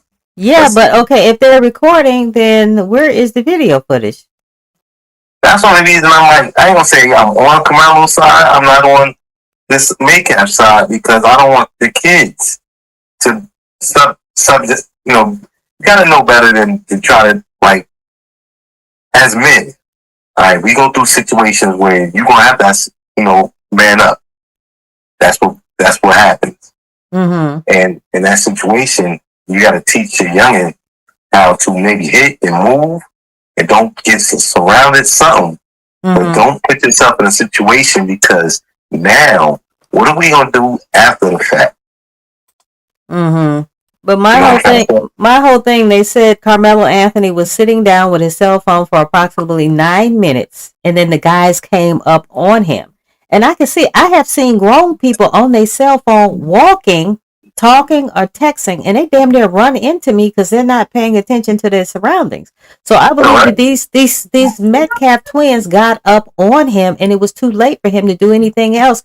He couldn't even stand up. They said that they were so close up on him. They were like right there. It's like their little peckers was right there in front of his damn face. So That's what I think. He couldn't even get up. So both of the Lakers never sat down that I didn't see. They walked right up on him. Mm-hmm. And they surrounded him, and it was like 3 of them. And then something like, I don't know, because they keep, like, on the videos, the only reason I said they messing up because they keep cutting little scenes. Exactly. And Michelle says those recordings still exist. They still exist, but where the hell are they? I don't get it. Why didn't they show us that in the beginning? And then why is the trial so quick? And if you don't think a person don't know a person in 20 years, who you know do scholarships to kids? You got anybody in your family ever gave a scholarship to a kid who they don't know? No, but they knew this kid. Kayvon Jackson. Huh? He was a teammate. Yeah. Yeah. No, that's you get that to your face. Like, I don't know. But then he's a rich man. That's what you're trying to say? No, I'm not saying he's a rich man, but I'm saying if that was my child, we would not be accepting no scholarship from the Metcalf family, especially after that watermelon felon nickname that he gave to Karmelo. No, we would not be accepting that. But why is he doing it now? Like, how many scholarships has he gave before this year? None. Not that I know. None. Yeah. That's what we call a play. You try to play me. Exactly. That's exactly what's going on. Yeah. So I'm just keeping it in. I'm just going to keep it real. I don't know what happened because they're not showing me what happened. Right. And Michelle says when we were talking about the recordings, and you were talking about the recordings too, that they're in the cloud. Well, maybe they will come up on the second trial that he's going to have eventually. And I wouldn't let the young man go up there because I swear to God, the young people ain't ready. So you got to train them and talk to them. So I'm hoping he's going through the procedures now. But that's a real touchy subject. You don't want to say the wrong thing. And you know what I mean? Right. These people are trained to get you to say the wrong thing. But I tell you what, when he has the second trial, and I'm saying when he has the second trial, not if, when he has the second trial, there's going to be some cameras. There's going to be some cameras this time. Now, you know, Roach got to say yes to the second trial. Roach ain't going to be involved in nothing. What is he going to be involved in? I think that's the law. That's what they were saying. Oh, no, they done with Roach monkey ass. They done with his ass. He's done. He's done. But thank you so much for calling. I greatly appreciate it. Yes, ma'am. Look at the video again. Watch that. It's a poncho thing going on, too. Look at the yellow or green jacket or whatever. Keep looking at it. Trust me. Okay, then. I'll do that. All right. All right, guys. Let's get these likes up, guys. It is 5:26 out here in California. Guys, I'm a Texan. I live in 2 different places. But right now, I am in California. Let's get these likes up, guys. Make sure you like, comment, share, and subscribe. I would greatly appreciate it. Guys, the phone line is still open, 682-812-9713. Let's finish listening to Ringo's crazy ass. Gang. Watch this. They walking back to the scene. Now, at this point, they're trying to get Austin taken care of. Notice the tent is empty. Everybody's at the bottom trying to help Austin because he's bleeding out again. Excuse me. When you look back at the photos, they brought him all the way down because he fell from the top bleacher to the bottom. That's what happened. You know? Welcome, Cheerleader. Cheerleader says people be too funny saying stuff when it comes to the Karmelo Anthony thing. And they try to service him and render aid. They weren't medical professionals, but they try to do as much as they can to help the kid. You see? So now, let's get back to the tape. As you can see, let's see what we got here. The coach took him back to see. And it was horrible that he had to move him away. Look at this. He walked him away like, oh my goodness, because remember, the coach didn't even see. That was the coach's first time seeing. When he brought Karmelo back to the spot, they couldn't. Yolanda done brought up a good point, and I did not know this. This says, why did Hunter go home and change his clothes? That's weird. But the coach was in shock.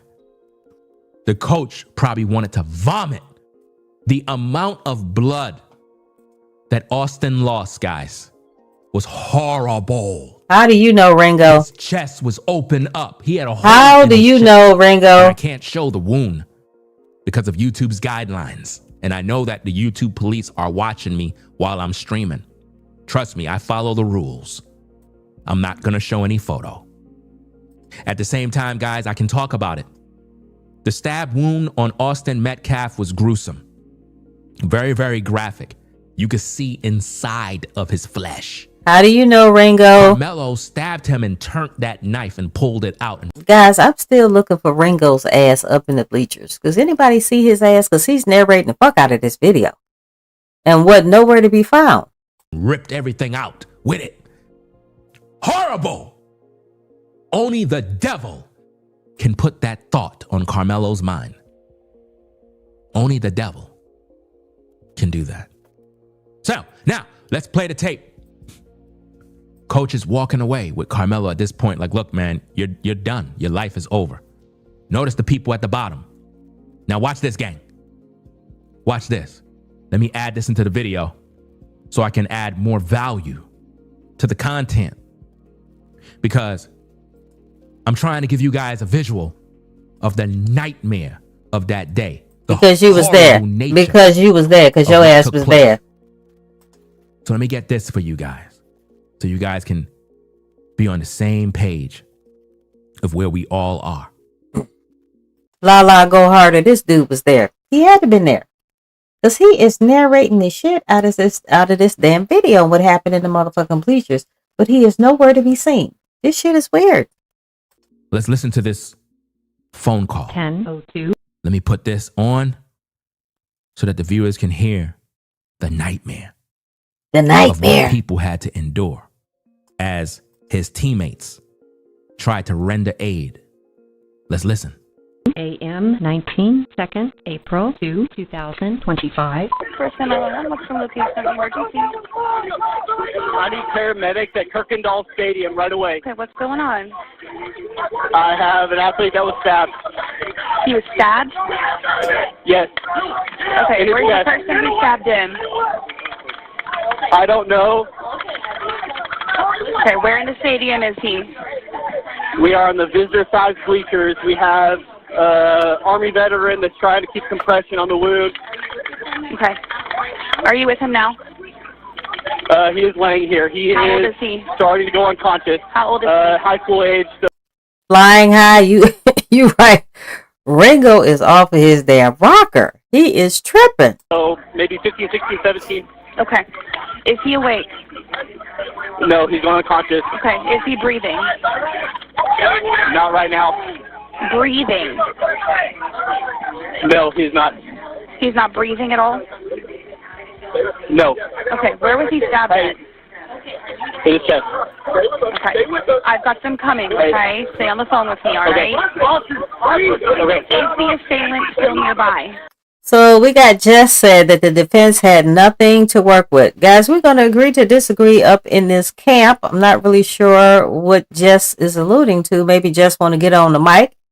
That number is right there for Jess and anybody else, 682-812-9713. Let's go ahead and agree to disagree up in this camp.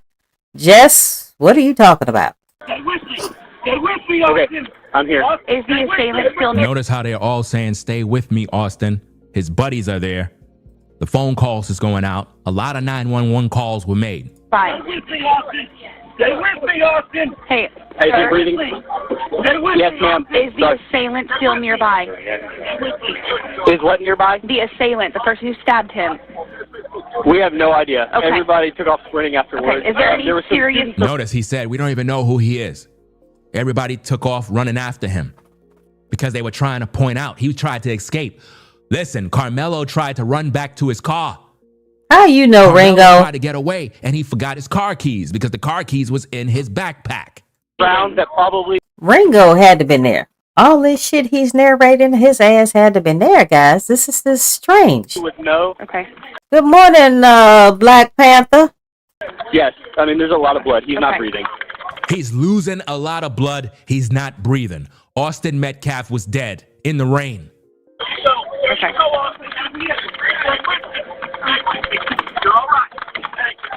Did anyone see what he looked like at all? the assailant. I'm sure that. So Caramel says, pay attention. He said he does not know who did the stabbing.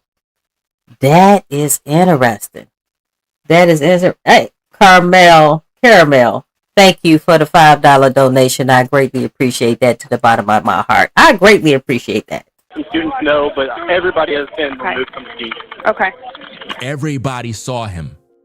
Those are all witnesses. All right, just stay on the phone with me, okay? Because you're right there with him. I'm sending paramedics to help you now. Stay on to exactly what to do next. Is the knife still inside his chest? No. Okay. All right. I'm keeping you on the phone, okay? Like I said. He was asked, was the knife still inside his chest? We heard her shit. What knife? We gotta repeat every damn thing. Karmelo used to kill Austin Metcalf. Karmelo threw the knife down. The knife still had Austin's blood on the knife, guys. He ripped open his flesh and the knife entered his heart, releasing all the blood. Heart! All of it. I'm going to tell you to stop the bleeding. Listen carefully to make sure we do it right, okay? Okay. Get a clean, dry cloth or towel and tell me when you have it.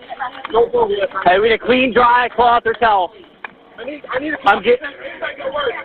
a dry cloth or towel. We have an AED here. Okay, we want to get this bleeding stopped if we can. Is he breathing at all right? There was nothing you could do, guys.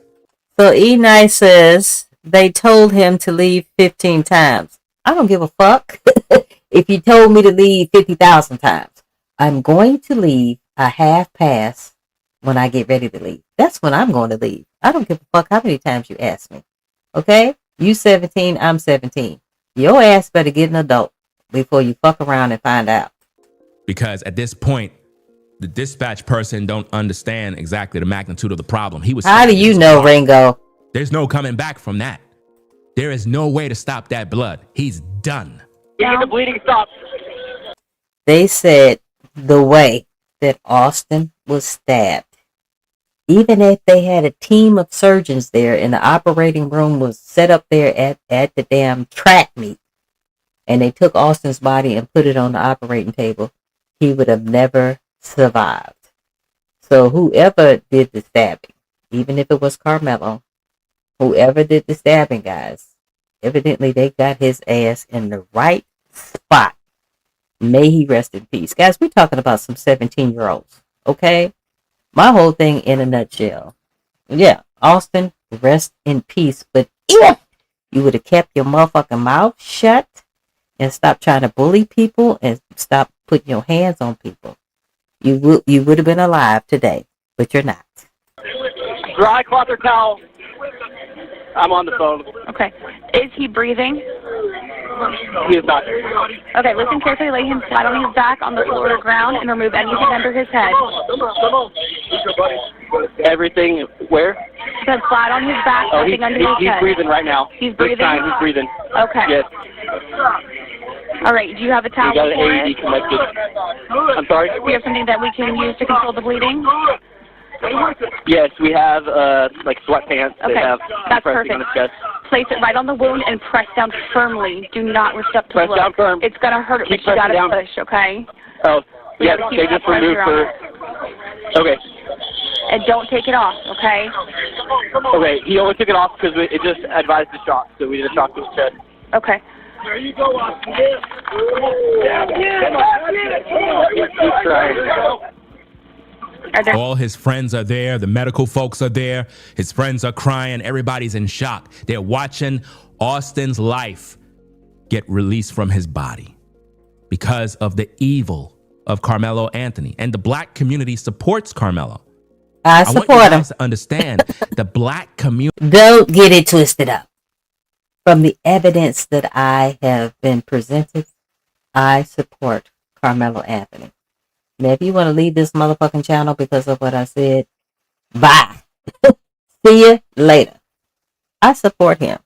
There's no way you cannot tell me that this boy was not defending himself. This was self-defense all day long. All day long. Community supports killers. Imagine He's that. not a killer. This kid is in the rain, a kid who had his whole future ahead of him, a kid that was set to graduate. Instead, he was put underground. I'm going to tell you what, and let's call a thing a thing. If it was not Karmelo Anthony that unalived him, eventually, later on down the road, maybe a year or two, whatever the case may be, one of those twins would have been unalived by somebody. Because this is their MO. This is what they do. They talk crazy to people, and then when people don't want to listen to whatever the fuck they say, they put their motherfucking hands on them. They came across the wrong motherfucker on this particular day. That's what happened. It was just a matter of time before one of them left here. That's what they did. Their own damn mama said that they were a bunch of bullies. You got? I think they have the assailant. There's some coaches pinning him down. Okay, where are they at? They are really close to where the victim is. They're like 5 yards away on the track. There's some police here. Okay, well, have them down, please, and show them where the assailant is, okay? Thank you, Yolanda. Yeah, free Mello. I'm all about Mello, because you cannot tell me that he maliciously did this. What's your name? Hey, that police officer needs to come down here. What's your name? Robert Thayer. Okay, let me know when the officer's with you. I'm not hanging up until he's with you, okay? Okay. What is the person that you think is the assailant? What do they look like?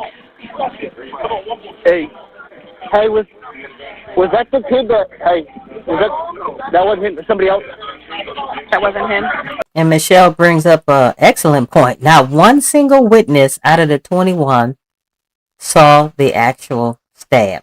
Okay, so how is this boy in prison for 35 fucking years? Centennial kid?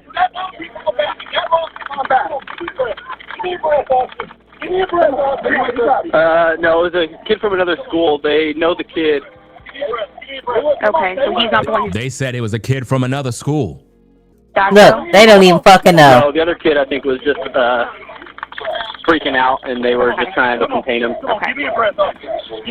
They said that Karmelo was freaking out, and they tried to contain him. Why would a man be freaking out if it's self-defense? Because he recognized what he did. You're freaking out because you've never stabbed anybody before. And you're freaking out because there's a great possibility this motherfucker might die, and he did.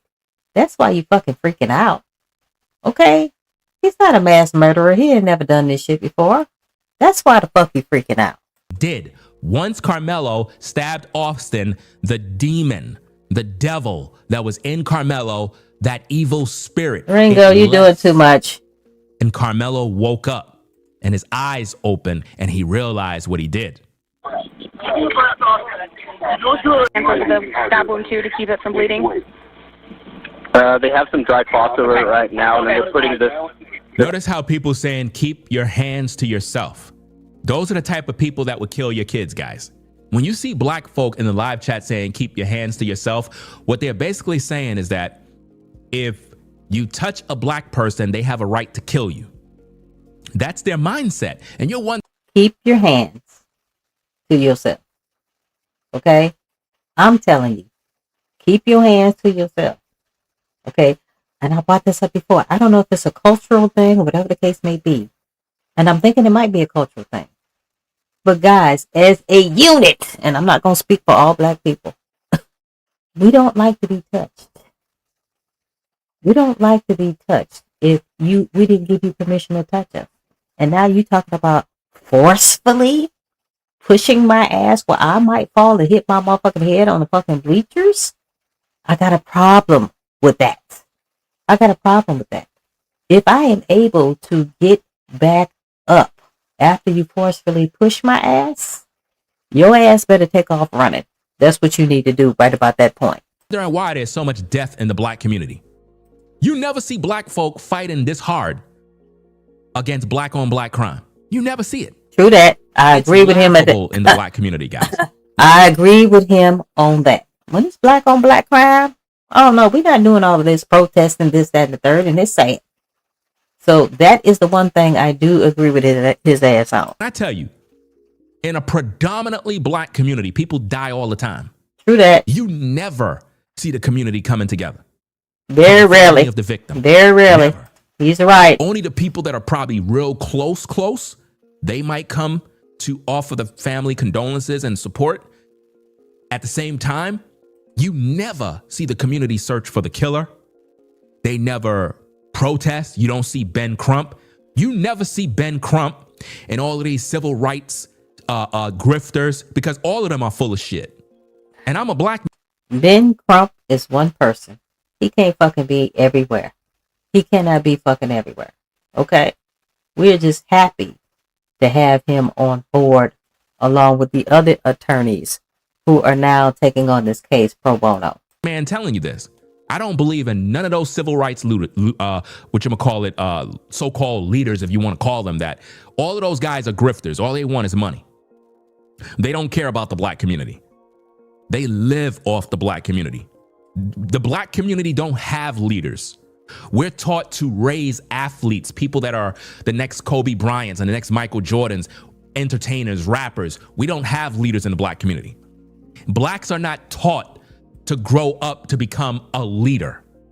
They're taught to be an entertainer. This guy hates himself. They're taught to throw a football or a basketball. That's what we're taught. We're not taught to be leaders in positions of power where we can make change. We're not taught to do that. You understand? Okay, he's sitting up here talking about we're taught to be entertainers. This is what he's saying. We're taught to be entertainers. But look at the fucking video he just made. If you listen to the background music, why does he have this theatrical music playing in the fucking background? Is he not entertaining us? Yes or no? So he's entertaining us, but he's going to sit up here and say, we're taught to be entertainers. You're fucking entertaining us with this motherfucking video. Don't fucking play.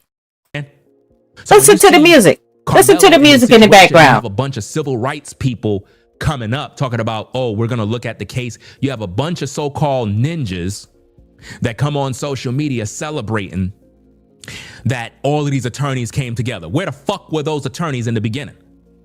Where were those attorneys in the beginning when the case was going on? When the family needed an attorney? Where was this pro bono service? They were not there for it. You know why? Because they already knew Karmelo was going to prison. All of those attorneys are doing is clout chasing off of the situation to bring attention to their law firms. That's all. It's a grift. That's all it is. They're using this publicity to get their names out there. That's all. True enemy to the black community is the black man. It's not the white man. The black man is stuck in slavery. You're not enslaved no more. It's 2026. Get a job. Get a life. Stop worrying about the white man. The white man not thinking about you. You have a lot of black folk that are very successful doing their thing. You got a lot of black folk that live in white communities, and they're doing pretty good for themselves. White folk are not thinking about you. You have a slave mentality, a victim mentality, and you keep listening to these influencers that keep talking about white supremacy, the white man, racist, all of that. I don't care about none of that stuff. He hates himself. You understand? That's what's going on. I got bills to pay. I got kids to raise. I don't got no time to be worrying about what white people are doing, what Asian people are doing, or what they think about me. I don't care. You understand? After this live, I'm going and work out. I'm going to the park. I'm going to work out and get my weird. Right. This guy's weird. I don't got no damn time to be worrying about no white supremacy. I don't care about that garbage. That stuff not paying no bills. But these influencers have influenced the black community to think like slaves. That's why you're at the bottom. Talk about that video. Talk about the black on black violence every day. Talk about all the shootings in New York, the shootings in Chicago, the shootings in LA. Talk about the killings, the gang violence, the murders. Talk about that. Black on black crime. Talk about it. You don't see nobody talking about it. They don't care. The only time black folk come together is when it involves a black and a white. And then y'all want to act like y'all living in the damn 20s. Think about this, fam. These very same black folk will unalive me. Think about that, guys. Imagine if I was on the street corner preaching this truth in the black community. They'll kill me, fam. That's how violent these animals are. They will kill me. They will. Boy, this is so sad. They were doing God a favor. That's how they are. Yeah, Yolanda, I totally agree with you. This dude is on some shit. He hates himself. He hates black people. A caller just called in and said that he is married to a black woman, and I'm shocked about that. This guy hates himself and he hates black people and he hates Karmelo Anthony and he's going to sit up here and narrate this whole fucking video from the track meet like this motherfucker was there. 100% violent, guys. That's how they are. I'm showing you guys. All I got to do is show you video proof of what's going on in the black community. And I'm going to start to make a plethora of videos showing you everything that's going on in the black community. Y'all worrying about the white man, the white man, the white man, the white man. I'm going to show you yourselves.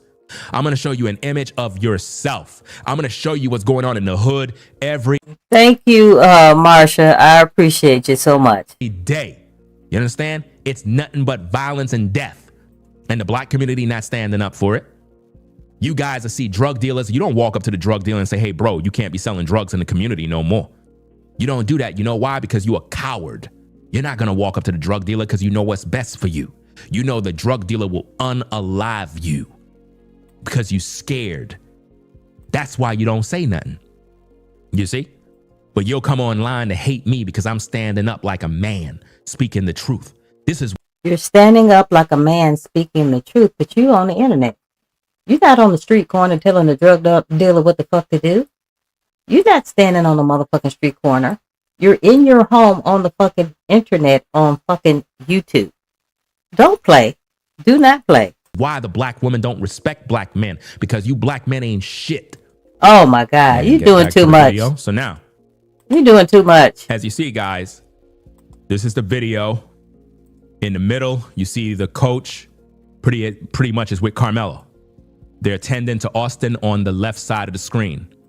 So now at this point, law enforcement is coming in to take Karmelo into custody. Right? So now he's talking with some more people. I wish we had audio on that conversation, guys. What the fuck we need with audio? We got your ass. You done narrated the whole motherfucker like he was out there in the bleachers, out there with those students. We don't need no fucking audio. We got Ringo. I really wish we had audio on that conversation. Because at this point, it's like, man, I could just only imagine. Sweetie Camp sat up there and says, oh my God, this guy is part of the problem. Why we don't have unity in the community is so damn true. What they were saying. So they're going to put Karmelo on his knees. You see him on his knees.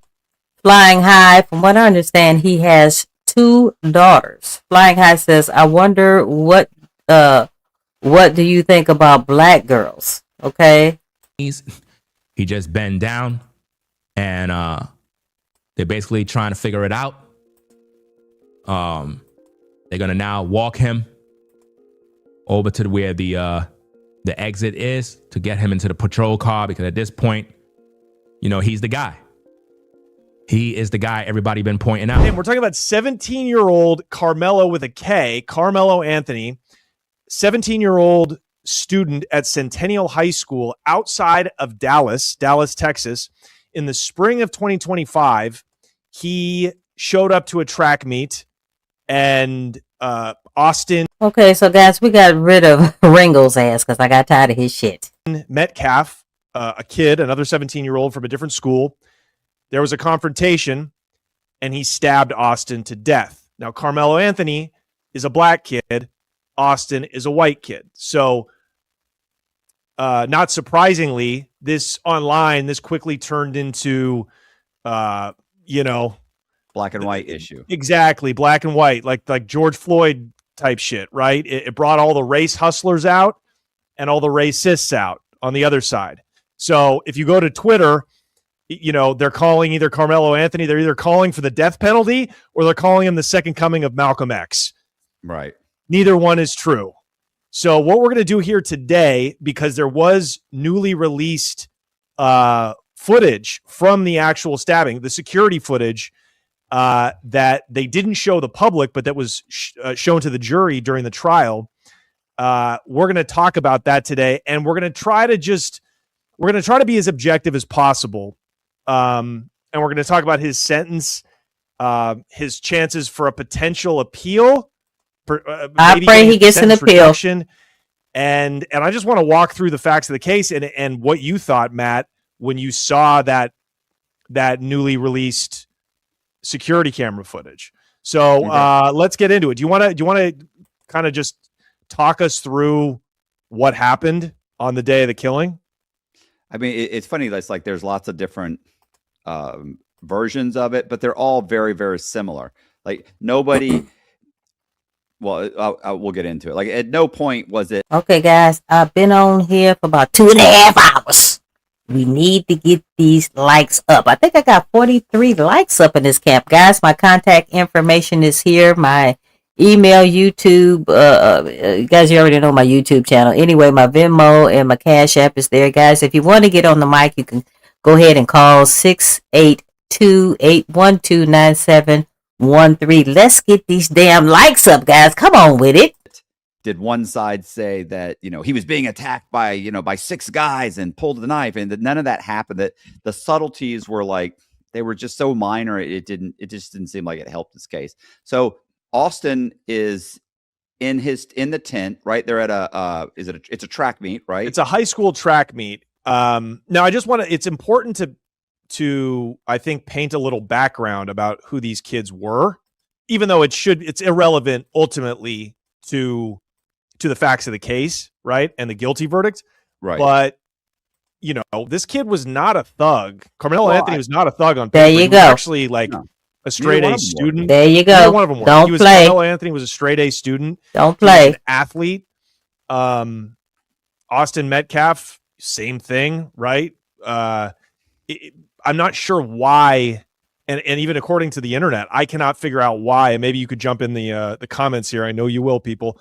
Why was Carmelo Anthony at the track meet that day? Was he? Thank you, Sonia. I greatly appreciate it. Why was Karmelo Anthony at the track meet that day? Because guess what? He could be there. Okay? He could be there. What the fuck is the problem with him being at the damn track meet? A track athlete himself? I am not sure. My understanding is that he'd heard that some of his old coaches, some of the coaches that had used to coach him and other guys on their track team were going to be at the stadium. And so he went over there to kind of bump into them or say, there you go. What's the big fucking deal? He went over there. I don't know what I don't know, reminisce or something. Yeah, I don't know. just That's say one what's up. version. Right. Yeah. That's one version. And so he went over there and he went into the stadium. He walked up. It was raining. There were several tents that were up, and he ended up walking into Anthony Metcalf's tent. So, yeah, he was in Austin Metcalf's tent. God damn it! That's all right. You're getting a little long in the tooth. Hey, I know it's 6:30 p.m. over there, and it's almost time for bed. So here's the facts. Carmelo Anthony shows up to this track meet. It's pouring down rain. It's not at the Centennial High School. It's at a crosstown school, and he goes over to this tent that doesn't belong to his team or his school. A little weird for sure. He seems like a weird kid, and I'm going to explain more. He just seems like kind of an autistic, weird, kind of a dweeby kid. This is what is so mind-boggling about this. And he's kind of just puttering around. Like he didn't show up to like cause a fight. He didn't show up with a crew. He didn't show up stealing shit, right? So he's just kind of muttering around, minding his own damn business. According to and eyewitness statements that they brought up to testify, all say the same thing. So, it's a pretty consistent story. He shows up. He's asked to leave many times. They're like, "What are you doing here?" And Sweetie brought up a good point talking about the video. And for the life of me, I don't understand it.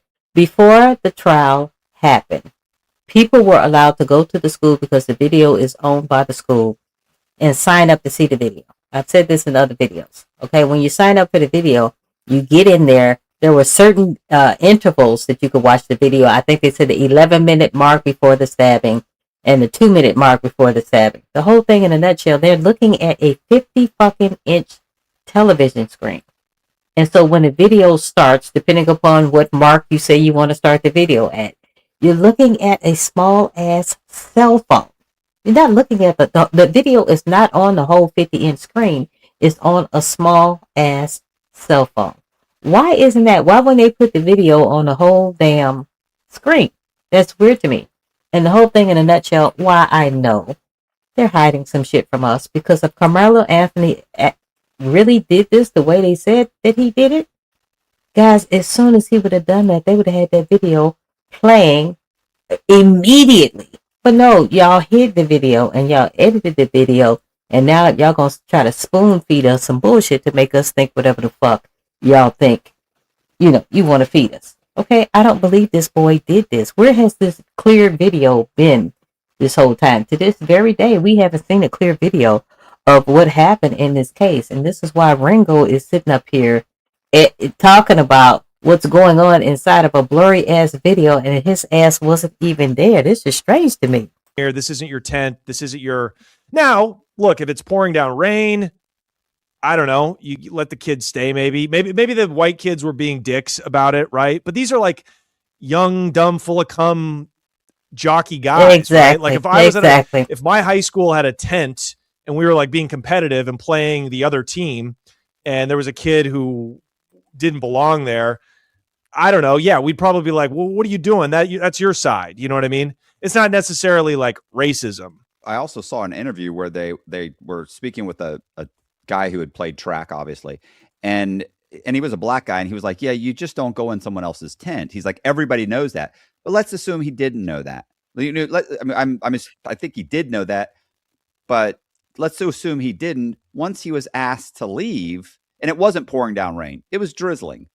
Like nobody said it was pouring. Like it's drizzling. I get it. You want to get out of the rain, but you were asked to leave, and everybody said initially, when Austin asked him to leave, it was a very like, hey man, this isn't your tent. You can't be here.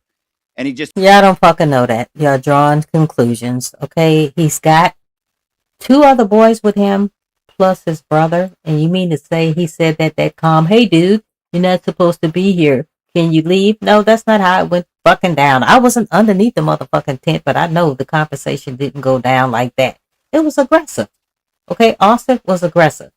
Those 2 twin boys had a history of being aggressive with people, bullying people, putting their fucking hands on people. But on this particular day, you put your hands on the wrong motherfucker. That's what happened. ignored him. And then it was like, hey bro, you got to get going. And then somebody else said, I mean, you're not allowed to be here. You need to get going. It's not go find your school's tent. And he didn't say anything. They said he was just kind of like ignoring them.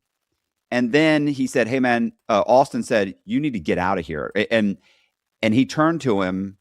Now there's obviously different people say what was said. A couple of people say that he said, look, man, I'll beat your ass. Right now, that's the defense witnesses saying, I'll beat your ass. Other guys, the witnesses for the defense were saying that Austin Metcalf said that to Carmelo. Yeah, if you don't get out of here, I'm going to beat your ass. But you know other guys said that's not what he crazy. said. He just kind of stepped up to him and said, "Hey, man, you need to get the fuck out of here, whatever." And he turned to him and he said, "You touch me, and you touch me, and I'm going to make you regret it or something. Or you touch me, and if you touch me, whatever." I don't know exactly what he said because there's lots of different things. And he stuck his hand in his bag. Now, here's the problem. You could have walked away. Everybody didn't jump up. There weren't 5 guys around. Why the fuck we always got to be the motherfuckers to walk away? Why we got to be the motherfuckers to walk away? Why couldn't the Austin Metcalf twins and their damn little friends, why couldn't they walk away? Why couldn't they say, okay, fuck it. We said we wanted to say to him, he's not going to leave. Why didn't y'all fucking walk away? Okay? You bunch of motherfucking bullies. They're all sitting down. Some guys are standing. They're 6 and 8, 10 feet away. Nobody's threatening you, or even if the guy you don't know that you need to get out of here, I'm going to beat your ass. He could turn around and walk away. He doesn't. He sticks his hand in the bag. He grabs his knife, which he brought with him. First of all, they said that Hunter or either Austin grabbed Karmelo Anthony's bag. What the fuck are you grabbing on his shit for? That makes no sense. Hang on. So go ahead. Sorry.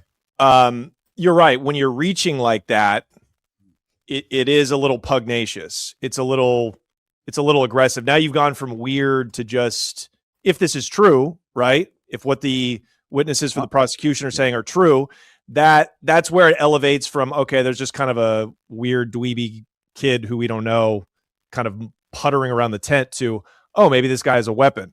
And it is Texas, right? Everybody is armed. So exactly. I do get how that could rile up the kids. Maybe there was a kinder way to handle it. I don't know. But you're absolutely right. It was a weird thing for him to be there. And then look, you can go, it's just like a whatever, however big the track is, a standard high school size track. You could walk over to the appropriate tent, right? Now, I've heard that he thought maybe there were some coaches because he went there to see some coaches, right? Right. So he maybe thought they were in that tent. So it is entirely possible that he showed up thinking they could have been in that tent and it was a mistake, right? And he was like, oh, okay, this isn't the tent that they're in. So Jess brought up a point. It was their school's tent. Why should they leave? So it was their school's tent. Why should they leave? There was a guy underneath the tent. You didn't want him to be there. You said it over 15 times. You asked him to leave. He pretty much told you the fuck off, which he should have. Okay? If y'all didn't like that, you don't put your motherfucking hands on him. You don't start pulling at his motherfucking backpack. Guess what your ass do? You leave and you go get a motherfucking adult. You leave and you go get a coach. You don't keep telling him what the fuck to do. That's why you dead to this very day. Because you don't know when to stop running your motherfucking mouth. You could have left. You could have left and got an adult to ask him to leave. That's why you should have left. But then he just kind of stayed. It's also like an open tent.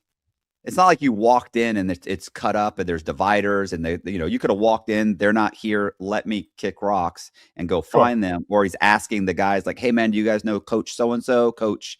No, he's just standing there. And so when he says, you touch me and you'll get hurt or you're going to find out or what, something, that is when Austin, there's two different versions. One, Austin walks, or he's pretty close to him. So he leans over and he pushes his shoulder, but not hard, just kind of pushes him like, well, like I pushed you, I touched you. Another guy say, no, he pushed him, gave him a good shove. And their expectation was that Karmelo is going to probably shove him back or he'll back off. They said nobody thought he's going to pull a knife out and stab him directly in the chest. Like they were like, it came out of nowhere. It's not like this had escalated to that level. They said it happened like shoving, right. That. And if you go, so how the fuck didn't escalate it to him defending himself? You're pushing him forcefully. And they said he had pushed him so hard that his feet left the damn ground. Okay? You don't think he thought his motherfucking life was in danger? Y'all pulling at his bag. Y'all talking at him crazy. And he just supposed to take it? What the fuck? This brings me to the newly released security footage that they made public. So again, they didn't make this public during the trial. They just released it a few days ago.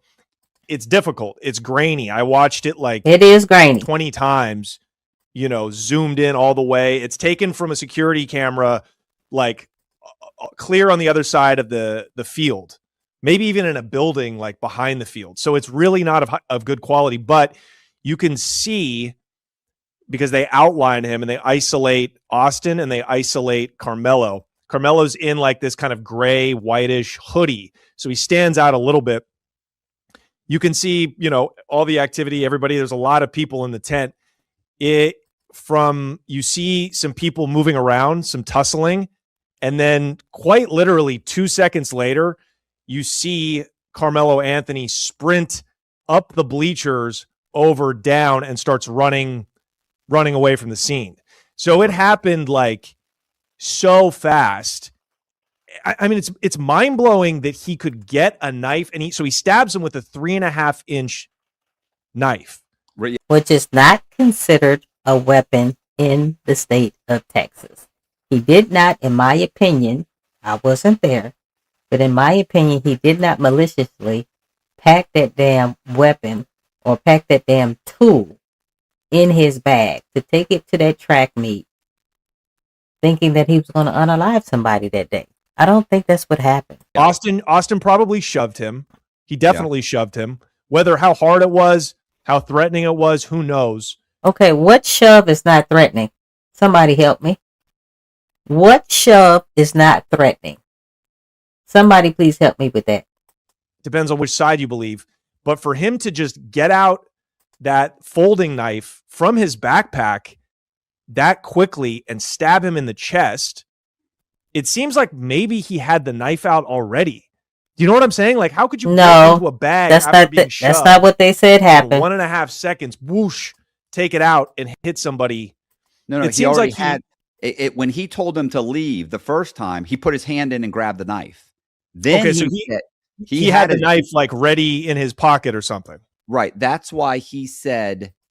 Okay, who on here has ever maybe somebody is walking in a different direction that you are in, and you guys are about to meet, okay? And let's just say you got something in your pocket. Maybe you have the same little tool that Karmelo Anthony had, okay? And they're talking aggressive, and you guys are walking towards each other. Who in the fuck wouldn't put their hand on that device just in case something was going to jump off? Okay, I know I would. Okay, you got two big corn-fed motherfuckers, 6'1" apiece, 220 pounds apiece. That's 440 coming at you, and you only 5'8", 140 pounds. You damn skippy. I'm going to put my hand on my shit because I think something is about to fucking jump off. Okay? It's going to be either me or them. And in this particular case, it was Austin's monkey ass. Because you can't keep your motherfucking mouth shut. You can't keep your motherfucking hands off of people. That's the reason why you're not here today. To him, you touch me and touch me and find out, or whatever it was. I forget. Yeah, fuck around and find out. Get it right. Fuck around and find out. That's your ass. He reaches in, grabs a knife, and says, "Well, you touch me, and you're gonna find out what happens," or something like that. And so he leans over and pushes him. Boom! He pulls the knife out and stabs him. It's like it. So you understand that. Thank you, Neil. Thank you for agreeing with me. Okay, somebody is being very aggressive to you. You know you got some shit on you. You don't wait till the last minute to put your hand on your shit. That's why shit happens so fast. Okay, you are hoping in your mind that this motherfucker will sit the fuck down and stop talking shit to you. Okay, but that did not happen. Okay, it kept escalating. Okay, like y'all said, they asked him 15 times to leave. He didn't have to leave. He didn't have to fucking leave. If y'all had a problem with him being there, go get a motherfucking adult. But you took things in your own hands. That's what the fuck happened. And that's why your ass is gone today. May you rest in peace with your bully ass. I understand we talked about this briefly before, was the difference between self-defense, manslaughter, and first degree. That first degree most people think first degree murder means, or homicide, however you want to say it, that you have to have been sitting at home, opened up a map of the stadium, drew out your how you were going to get to the tent, where you're going to stab him, your escape route. Like, you had to have this huge pre-planning. And we know that didn't happen. That didn't happen. They said you could have a second of pre-planning, and you've shifted from manslaughter to first degree murder. The fact that it doesn't even matter that he brought the knife. In my opinion, bringing the knife tells me you wanted trouble. But let's say it was just protection. Bringing the knife means you wanted trouble. No. Guys, I've said this in other videos. I, too, am light in the ass. I don't bring a weapon with me because I think I want trouble. I bring a weapon with me because if trouble comes to me, I'm going to handle the shit. I'm going to handle it. You're not going to talk to me any kind of crazy way. It's not going to happen. I am going to handle it. Okay? And that's what happened. They fucked around and they found out. But guys, the light at the end of this motherfucking tunnel is that now that Hunter saw his brother be unalive, maybe that can help Hunter's ass in the future. I'm sure he's not bullying people the way him and his brother used to do. Okay? Maybe that can help Hunter's ass in the future. But these two twins, they were too much. Let's say, and I understand everybody says, you're not supposed to have a knife on school property. I get that. I understand that. Why would you carry a knife? You're not. Why would you go anywhere you're in danger? I hear you. But none of that has to do with premeditated murder. What does is when he said, "You touch me and you're going to find out," and he put his hand in the bag and grabbed the knife, even though it was only a couple seconds of premeditation. That's enough to switch it from manslaughter That's sad. to murder. For instance, let's say he didn't have his hand in the bag, and let's say he went to push him. Let's say Austin pushes him, and Karmelo pushes him back, and he falls and hits his head, and he dies. It's manslaughter. Mm-hmm. You didn't mean to kill him. It was right away. Or maybe, hey, yeah, I did push him, and I was hoping he would fall and hit his head and die. You could say that, and they go, okay, yeah, but there was no premeditation. He just pushed him. He didn't mean to kill him. In that second, he didn't premeditate it. He pushed him. Or if Austin had jumped on him, tackled him, started punching him, and he took the knife out and hit him. Excuse me. Same thing. I was in the middle of the attack. I grabbed the knife to save myself. Guess what? It's really, to be honest, then it would be negligent homicide. It might even be lower. It wouldn't be homicide. It'd probably be self-defense. If if Austin is supposed to be 6'1", and Karmelo big is as hell, smaller than him and lighter than him. Exactly. Austin jumped on him with all of his buddies around. He starts beating the hell out of him, and Karmelo reaches into his book bag, grabs his knife, and stabs him, and he just happens to kill him. That to me, that's self-defense. And I totally agree with Neil. Neil says, I guarantee you Hunter is not running around being a bully. Okay? All right? Because all of that has been solved. Okay? You guys around there bullying the fucking cheerleaders, your mama called y'all a bunch of bullies. Your brother is now alive because he was a fucking bully. I bet you sitting your ass down somewhere right about now. Yeah, he might have walked on that. That is very true. He probably would have walked. One of the reasons it's self-defense is look what happened with what was it, Zimmerman? Mm-hmm. Right? Zimmerman and I forget the kid that basically, when he tried to stop this kid who was burglarizing houses, who had burglary tools in his book bag. Oh God, Matt, you're rubbing off on me. Why? You can't remember his name? No. Oh, it's on the tip of my tongue. But remember, he gets into basically. Damn you! They're rolling around on the ground, and he pulls his gun out and fires. It's self-defense. Like, he was on top of me. He's banging my head into the ground. Trayvon Martin. And that was another sad case. So had it been the same thing, and think about it, it's the exact opposite. I get it. I get it. It's self-defense. And had Austin jumped on him, even just jumped on him, I don't even care if he's banging his head, and he's just punching him a couple times, and he reaches in and grabs his knife because he's like, this guy is significantly larger than me. There's several of his buddies around. There and you he go. Stabbed him at that point. I get it. That makes sense. I don't think this is a one-to-one comparison. I do think Zimmer. You get it. It makes sense, but that's what the fuck happened. That's what looks like what happened with this fucking blurry ass video that you guys have presented us with. So why is that not self-defense? Zimmerman was kind of asking for it. I want to stay on track here. I think he should have. I don't think he should have walked. I don't think it was obviously first-degree murder or anything like that. If it was synonymous, it would be like if Austin Metcalf was stalking this guy, following.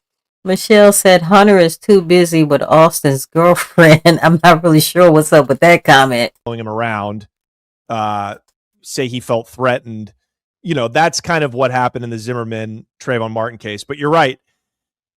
That's kind of a brilliant thought. The first degree premeditation part came in the minute Karmelo Anthony got asked to leave and he reached into his book bag. And especially if he told them, hey, you touch me again and you're going to see. Now there you go. You touch me again. You touch me again. This motherfucker just said it. I didn't say it. You touch me again. Okay? That's your ass. All day long, that's your ass. Now you've escalated it. Now you've put it in your mind, right? And it's so tragic on so many levels. And that's why I say this is so weird to me. Like, kids are so weird. Like, this guy who's a great athlete, zero criminal record, zero. Thank you, Wild23, for joining the conversation. Disciplinary record at school. He's a 4.0 student. I think he might be valedictorian of the school he goes to. But then he's also got these like autistic, like, what are you doing? He doesn't pick up on social cues, right? Like, normal people, when they go into a tent surrounded by strangers, are like, hey, it's Sweetie, did I miss something? What text are you referring to? And thank you, Laverne, for joining. I greatly appreciate it. Sweetie, what text are you talking about? Did I miss something? Coach, blah, blah, blah here. No. Okay, cool. Oh, all right. All right. Well, I'm going to go over to the other tent. I'm just going to wait till, or maybe, hey, I'm going to wait till it's not raining. You mind if I kick it here? Right. So the guy had zero social awareness, zero social ability. He sprints from the scene, right? Which we catch on camera. Cops are right there. He gives up, and he cops to it. He's like, yeah, I did it. Then when he's being walked away, they release the body cam footage of the arresting officer. This fucking poor kid, Karmelo. Well, that's interesting, Michelle. Evidently, he took her to the prom, and then Megan said he went and stayed with her. What the fuck? Your own brother's girlfriend? Was this after the death? Michelle, I didn't hear about this one. Because I do think he's a poor kid who made a horrible decision. He's sobbing. And he's asking about Austin. He's asking, is he okay? Exactly. And it just breaks your heart because, like, of course you deserve to go to prison for a long time, but no, you don't. Stupid kid. No, you don't. Oh my God. You know? Awful. So I was going to say real quick, another thing about the self-defense is that self-defense also, it's when you can't walk away. He wasn't being held there. So I have a buddy named You're saying he wasn't being held there. Karmelo Anthony was on his cell phone sitting down, okay, doing what a lot of people do, not fucking paying attention. And these Metcalf twins were so close up on him, he could not stand up even if he wanted to. So no, they might not be physically holding his ass down, but he could not stand up at that particular point. So at what point are we going to say he was defending himself? When they push him down and bust his fucking head open to the white meat? At what point are we going to say that this was self-defense? Wade Williams. And he was in a situation where he shot and killed someone in his house. The guy comes to his house. They're drinking. Guy goes to the bathroom. Guy comes back and basically attacks Wade. They're both drinking. Attacks him in his kitchen. Slams him up in the corner of the kitchen. And they're tussling, right? Like Wade's kicking him off. He's hitting the ground, or hitting the top of the counter because they're actually up on the counter. And he's trying to kind of get away. Thank you. Wow. I totally agree with you. They were fucking rude. Okay? And they were forcefully telling him to leave, and then they put their motherfucking hands on him. And now everybody's bewildered why this motherfucker is not here with us today. Okay? Because you can't keep your motherfucking mouth shut, and you can't keep your damn hands off of other people. Guys, the phone line is still open. 682-812-9713. The guy is coming at him again. It happens over and over again. Now, keep in mind, Wade has a gun on him. They both know the gun's there, and he tells him, if you don't let go of me, I'm going to fucking shoot you. There you go. He pushes him away again, pulls the gun, and shoots the guy 3 times. Now, here's the thing. So Wade is very aware of what makes something premeditated, what makes it, justifiable, like, homicide or, self-defense. And in his case, he's like, there was one way in and one way out of the kitchen. Sweetie, I see your messages all day long. I'm not ignoring you. Thank you for being up in here. I see you. The corner of the kitchen being slammed up on the counter, up in the thing. The guy was 6 foot something. Wade is not 6 foot. Wade's like 5'8", 5'9". And he said, the only way for me to get out of the kitchen was through this guy through the door. He's like, now had there been another way and I could have. So Yolanda said that she has a seizure disorder as well, just like they're saying that Karmelo Anthony had a seizure disorder. Okay. And from what I understand, it is a crime to attack somebody who has a disability. But my whole thing in a nutshell, how would the Metcalf brothers know that, he had epilepsy? That's my whole thing in a nutshell. Did he have a bracelet on that they did not see, or whatever the case may be? Run or moved out of that second doorway. He said, I would have had a real hard time explaining, like, hey, you were tussling with this guy. Why didn't you leave the kitchen? Why didn't you try and get out? He's like, I had no way to get out. And that's a big thing, is that Karmelo could have turned around. He could have walked away. Nobody was holding him there. And guess what? Nobody was holding Austin's ass there either. Okay, yeah, it was your school tent. You forcefully asked him to leave 15 fucking times. It was obvious he wasn't leaving. He told you to fuck off. You should have left and got an adult. But no, you took matters into your own hands. You want to start grabbing his book bag, shoving and pushing him. Okay? That's why you're not here no more. Okay? That's why your ass is not here no more. Was threatening him. Nobody was. Let's assume that Austin said, I'll beat your ass. Okay, well, walk away. You could have walked away. You could have turned around and said, hey, I got you. And Austin could have walked away too. That's the problem. Yeah. Is that there's and Wade got off. I just want to point out that your friend Wade, I think they charged him with first-degree murder. Oh, they did. But in the end, it was like they looked at the evidence and they dropped the case. Okay, guys, we got another caller here. Let's see what's going on. Caller, how are you? This is Kelly from Why I Killed You TV. Who's calling? This is Sweetie. How you doing, Sweetie? I'm okay. How are you? Good. Where you calling from? Virginia Beach. Okay. What comments do you have? No, I just wanted, because I don't know how to do the support. This is the first time I ever sent, support. I wanted to make sure that it was me, because I use a different name. I don't use Sweetie on Cash App. I use Linnell. Oh, okay. Well, I'm not checking my Cash App right now, but I greatly appreciate your donation. Thank you so much. No, yeah, I love your channel. You know why? I'm 62, right? Okay. I'm on your heels when it comes to that age. I'm celebrating the big 60 next month. Me too. August 10th. I'm the 14th. There we go, Leo. All right. That's why I like you, because you come across real. It doesn't appear like other people that's just doing it so they can get the views and like this idiot that's talking right now. Because don't you remember when we grew up? It was for every action there's a reaction. True that. And it could be consequences that are good or bad depending on what your action is. Mm-hmm. And the way I see it, hold on one second. Hey, guys, we got another call, but guys, I can't do 2 calls at one time. So you have to wait for Sweetie to get off of here. Go ahead, Sweetie. Continue. Yeah, I'm about to go because y'all making me late for work. No, go ahead. Go ahead. It's like this. They came directly in there to him. Because remember, it was told by the parent, the mother, I think it was, that they had just left the middle school because they was involved in a conference with the school for an incident they was involved in. And it was said, allegedly, that Karmelo was on the side of the girls and gave a statement. And that's what the issue was. And I believe if he was able to get up, they would still want to bother him. True that. Come on. And if he would have backed down that day, and let's just say he went another day, maybe the next week, they would have messed with him the next day. So he had to nip that in the bud. And then the people that saw the video, the original video, I wish they would at least put names on the people where they were standing.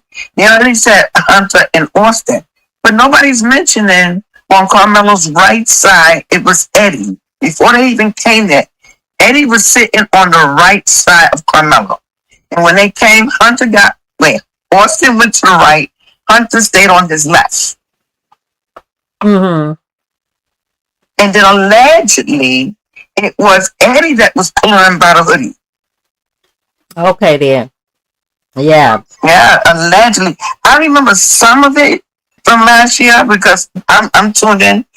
My right hand in the car. My grandson name is Karmelo Anthony. Wow. With the K or with the K or a C? With the C. With the C. And how I remember the story started to follow it last year was my idiot grandson had gotten into a car accident. I'm about to go after this, right? Okay. And he didn't go to court, so they put out a warrant for him.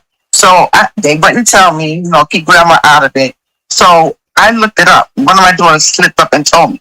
So I looked it up, and that's when I seen Karmelo with the K story. But if you see it, you'll see my grandson's on there. I'll tell you because we're on the phone. I'm not going to put it in text. His name is Karmelo Camp. You'll see it.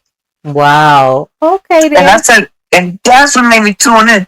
Because, and then just a little bit resemblance of Carmelo's features, Karmelo, a little bit with my grandson. And the same thing. They go to school, they do the sports, he was in the band. He just got his license and wanted to show off with a girl. And got into an accident, and then he left. Yeah. Wow. But it just gets me so mad that they don't mention this young man's accolades. Right. They don't. Right. They don't. They keep saying how these boys, they were this and they're about to, like this idiot, he's about to graduate. No, they weren't. They were suspended. They were not supposed to be there. True that. All this was in last year. Last year, all that came out. Right. So I don't know why they changing the narrative now. I think sometimes it's a distraction. They're trying to distract us from something. Oh, yeah. From the truth. That's what they're trying to distract us from. Or maybe from the election in November. True that. Who knows? You can't trust nobody. But let me go to be late. Thank you for the donation. Thank you so much. No problem. At least I know I'm doing. Let me know if I do it right. You did it good. Okay. Thank you, like a pro. Thank you so much. There you go. I'll catch you later. I'm tuned in. I'm subscribed. Thank you. Thank you so much. Have a good day. All right, Enjoy your weekend. Bye-bye. You too. Bye-bye. All right, guys. We had another call, I guess, because I can't take on all these phone calls at one time. So, anyway. I say that because I'm thinking like a defense lawyer. Like, how could I get this down to a lesser charge if I'm Carmelo's defense lawyer? Also, it matters what state you're in. Oh yeah, no, absolutely. This is a lot of this is Texas. Hey, Wild L23 said the people who saw the video, I'm assuming you're talking about the original video, it should make a reenactment video so we could know what they were looking at. Okay, I don't even know why we have to do all that. Show us the clear video. Okay, I don't even know how.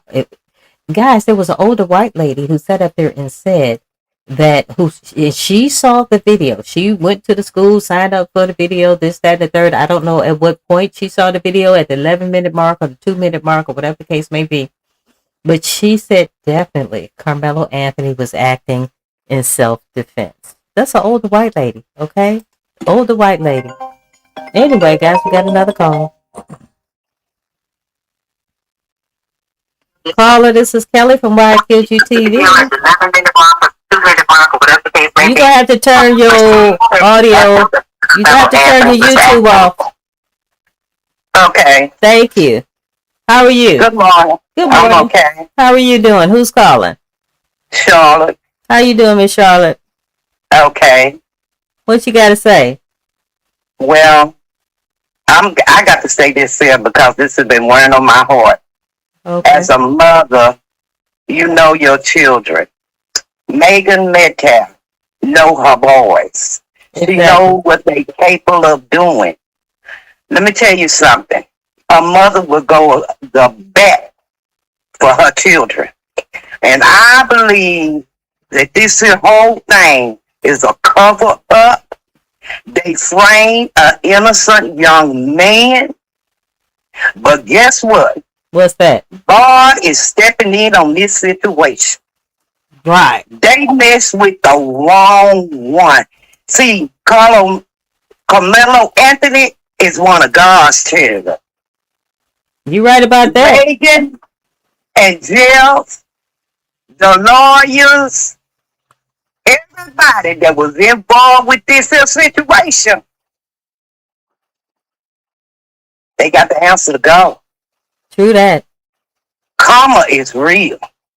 You right about that. What they did to that young man is just to be back done to them, but it's gonna be worse than what they did to him. Right. He's gonna get out. They ain't gonna like it. Oh yeah, he's gonna get out, and he gonna have a testimony. True that. To tell the whole wide world what God did for him. See, they ain't done nothing but made it good for him. Exactly. Oh, that's all they did was made it good for Karmelo Anthony. And I thank God he got a team behind him. And he also got God behind him. You can't do nothing with that one. Exactly. So, Megan, I'm calling you out because you know the truth, Megan. You and your husband and these lawyers and prosecutors, y'all know the truth. And y'all trying to hide it. But guess what? You can't hide it from God. God sees everything that y'all set up for this innocent black boy. True that. So tell me this. Do you think that the Metcalf brothers approached Karmelo because they thought that they could take him? Because he was a small man. Of course, they bullies. Mm-hmm. They think they can take on anyone. Right. See? And that's what got them in trouble. See, size ain't nothing, babe. True that. Size don't mean a thing. They know it now if they didn't know it before. Oh, they know it now. See, they know it now. But I just wanted to call out Megan. Megan, you know the truth. You better tell it. Exactly. God don't get you, Megan. Exactly. He gonna get you. You better tell it, Megan. That's all I want to say. I want to call that helper out. All right. Thank you so much. I appreciate you participating. All right. Thank you. All right. Bye-bye. Bye-bye. Okay. One of y'all is texting me on the cell phone. There's some states. And I ain't going to be able to do all of that, guys. I will answer some text messages on the cell phone when I get off of this live. Guys, y'all got me multitasking like a mofo up in here. Guys, make sure to go ahead, like, comment, share, and subscribe. Guys, my contact information is here. I got my email, my Venmo, my Cash App, guys. If you want to get on the mic, guys, there is the number 682-812-9713. Guys, I got about 30 minutes worth of video. I appreciate y'all hanging in there with me. Let's continue on. For like you absolutely, there's just no way you could justify, and obviously in Texas it's not justified either. In some states, like you have to basically just run. You cannot defend yourself at all. Right. You know, and what's interesting about that is just like in Florida, in Texas, there's pretty liberal stand your ground laws. Stand your ground law. Yes. Yes. However, they don't really have a second degree murder sliding scale. Like in Texas, murder is murder. Unless it's a manslaughter charge. Like there really are no variances to murder. So if you have, if you're able to walk away, or if they can prove that you used something that can cause death, that's enough to get you pinned with a murder the same as if you had premeditated it. Now, if you premeditated murder, that might be, he might have got the full sentence, which is like the max sentence, which is like 99 years, right? Like you could be 99 years. I can't do that. Or what do you call it? Right. Enhancements. Yep. But in general, that's just the law in Texas. And so and the prosecution knows this, and I do not believe he was offered any kind of plea deal. I searched and searched. I didn't see any. Guys, so earlier I put up a poll. Let's check it out. And I asked, was it really self-defense in the Karmelo Anthony and the Austin Metcalf case? 94% of you guys said it was self-defense, and the other 6% said it was not self-defense. That's out of 66 voters. Guys, that speaks volumes. Okay? I'm standing by Karmelo Anthony. Until we see that clear video, and that clear video tells me something different, you cannot tell me that this wasn't self-defense. Any kind of plea, at least that they made public. Right. Okay. Yeah. I didn't either. I listen, I feel like they always offer you something, or you can go to them and tell them, look, we're willing to take this, and kind of negotiate. But they're right. They may not. Even in a murder trial like this, a pretty high profile murder trial, the defense could go there and be like, look, he'll take 20. We don't have to go to trial. And do you think all they have to do is say no? Well, the prosecutor says no. Yeah. And let's face it, most of the time they can, for these guys, see, I don't think any. Guys, I gotta laugh at Wild L23. If you're gonna give me 99 years and let me take them both out, yeah, I totally agree. Let me take them both out because, guys, if Hunter hasn't learned a lesson after this, he gonna be in trouble too later on down the road. Somebody gonna take his ass out. Okay, putting your hands on somebody, talking shit to somebody when they just there to mind their own damn business. He had been invited underneath the tent by his crazy ass friend Eddie, and Eddie, trust and believe, Eddie's gonna get a perjury charge on his monkey ass. Just trust and believe that's what's about to happen. Time you throw race into it, it's just not a slam dunk. I look at this and I think it's a slam dunk. If it's two white guys, it's a slam dunk, or it's two black guys, it's a slam dunk. But as soon as you say, hey, the one guy's a white guy, one guy's a black guy, and there's already, the race card's already being used, then it's like, maybe. And I think if maybe they'd had, I don't know that if they had the right attorney. I think if they had the right attorney, that attorney could have used the media. And that attorney that the Anthonys had was not for them. Let's just call a thing a thing. That attorney was not for them. And then gone and tried to get him a lesser, to get him to plead to something other than what he was found guilty of. But they didn't have the right attorney. I think they spent $100,000 on this guy. Another attorney, and he ain't do shit. 300,000, and they didn't go with him. They went with the guy that said, "Yeah, I'll do it for $100,000." They should have gone with the guy. Should have gone with the more expensive guy. I mean, again, that doesn't, I'm sure you know, that doesn't always mean you're going to get the best representation, especially in the feds. But at this level, at the state level for a murder case, you want to pony up that extra 200 G's because his family, who do actually sound like scumbags, what? They raised how much money on GoFundMe? I think it's $650. There you go, talking shit about his family, and you don't know the whole goddamn story. Okay, you guys are sitting up here talking about the family went out and bought this $1 million home. From what I understand, guys, they were renting the home, and and I've said this in other videos, guys. $1 million home now in the state of Texas ain't shit, because guess what? All these Californians, and guys, I'm not just talking to be talking. I live in two places. I live in California. I live in Texas, but I work in California, so I commute back and forth. The whole thing in a nutshell, all these damn Californians have moved to damn Texas and made the house prices go through the damn roof. Okay? So don't sit up there and talk bad about their family. You don't know shit about their damn family. 50,000.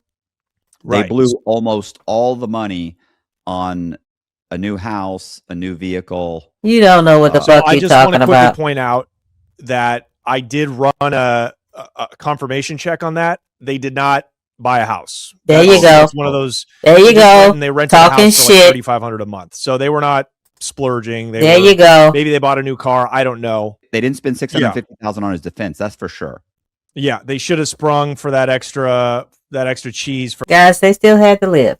They still had to live. Okay, during all of this chaos, the husband had people, crazy ass people, coming up to his job. It was not safe for him to even leave his house, to leave his wife there at the house with their other children. Okay, so he had to leave his job. He could not work. Okay, it was a bunch of chaos going on, and I'm glad this motherfucker corrected his ass. Okay, don't get up here and start lying. You cannot tell me that those parents don't love that boy, Karmelo Anthony. They up there crying. The mother is unconsolable. Don't play games with me up in here. A better lawyer, because to me, the lawyer not only made a mistake by not utilizing, the racial tension of the situation and going to the DA and being like, listen, man, this is going to become a spectacle. This looks like a small town lynching, a bunch of white kids surrounding this skinny black guy. True that. Like, I'm going to blow this up, and it's going to look bad. So let's dance. Give me 50. Yeah. He'll sign for 15 right now. Right. Like he needed somebody like that. You start at 10, and then they come back at 20, and you end up at 15. Good point. You're a better negotiator. You start low, and then they're like, "What? They're offended. I won't take less than 20. 20? That's crazy. He's a young man."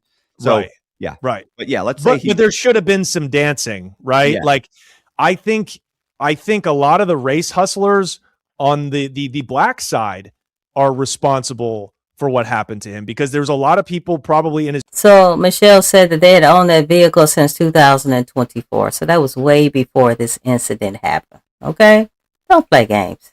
Parents' ear, like, like you this. Michelle also said they moved 8 times. Okay, these people were on their asses. It wasn't safe for them. We're talking about in Texas. This boy unalived a bully. Okay, and so his family is in fucking danger. They moved several times, and Michelle said they moved over 8 times. We need justice for Karmelo. Yeah. Like, go all the way. For sure. Go all the way. Yeah. Right. Oh, yeah. Yeah. You know? And they, of course, there's a lot of people saying that they wanted him to go to trial because the longer they drag this out, if they went to trial, the more people would donate to the fund. Whether that's true or not, who knows? There you That's go, opening up your mouth about nothing. If he plea right away, then they weren't going to be able to raise as much money. Whether, like I said, I don't know if that's true or not. Yeah, you talking shit. Yeah, it's disgusting. It's disgusting because, this kid, like, again, in the case, I keep going back to Mackenzie Shirilla because this is another homicide by a teenager, a 17-year-old. Show remorse that this kid, Austin, for whatever his faults, he bled to death from a stab wound to the heart in front of his brother, like it's a tragedy. Right. It is a tragedy. It is a tragedy. And the father, Austin's father, was just on, some news show talking about it. And the guy seemed reasonable. He didn't seem hateful. How the fuck he seemed reasonable and not hateful? And he sat up there and gave Karmelo Anthony a nickname of Watermelon Felon. Okay? What the fuck are you talking about, dude? He seemed heartbroken. But he seemed like he would have been willing to meet with. Ain't nobody want to meet with your ass. You're a racist, right? I don't think that, yeah. Well, based on the things that they're saying, I don't think that would have gone well. No, it didn't. And I'm going to tell you what they. I'm going to tell you what they said. I just don't want to bury the lead. So, anyways, he gets arrested on the spot. They initially give him $1 million bond. Well, wait a minute. I want to say, hold on.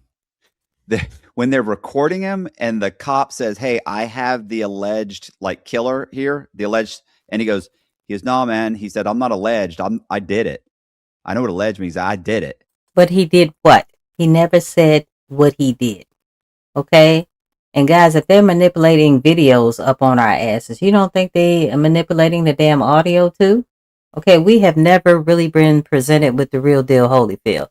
And then we got SD 5418 up in here. What's up? What's going on? Me and SD, we got a love-hate relationship, but I appreciate you being up in here.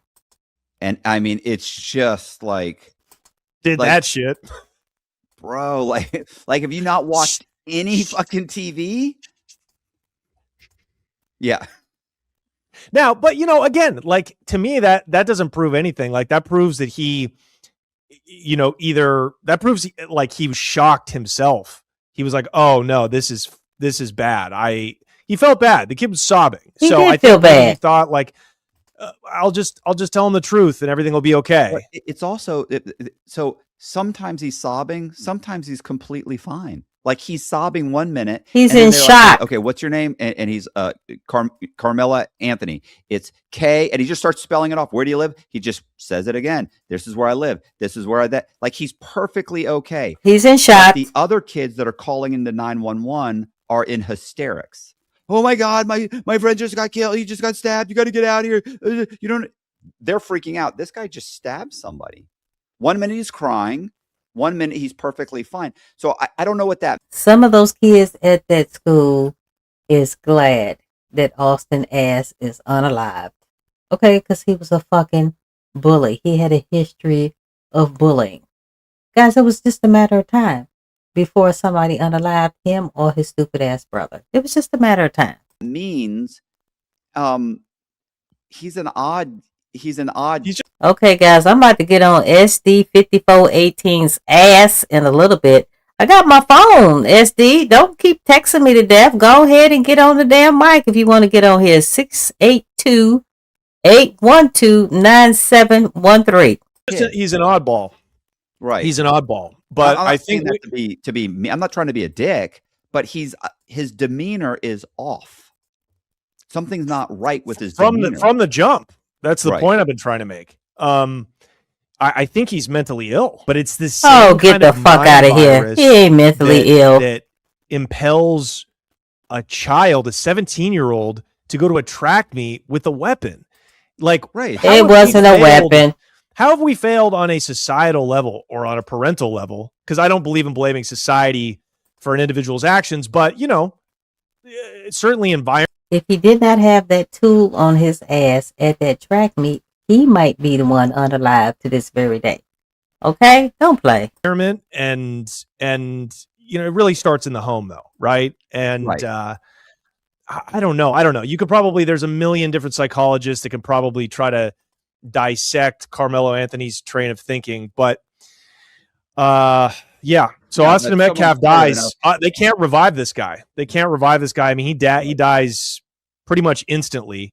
And Michelle said he was so stressed out that he initially told them he was only in the 10th grade. And we already know that he was a senior. Guys, he was stressed. He wasn't thinking correctly after that shit happened. Okay? Don't act like he was not remorseful. But no, I don't blame the parents for not contacting the Metcalfs and saying, I'm sorry. They have shown themselves to be very racist. So no, I don't blame them. They set Carmelo's bond initially at $1 million. They get it down to like 250. And that's when he's able to bond out. So he's actually, and that judge who got the bond down to 250, she was African American, and to this day she's receiving threats. Okay? So these people are threatening people all over town. Fighting his case from home, which is a good thing, which a shrewd defense attorney should be using to clean up his image, to show his grief. He should be beside himself with grief. He's in shock. Okay. Client, do not make this a soapbox about, you know, the history of racism in America.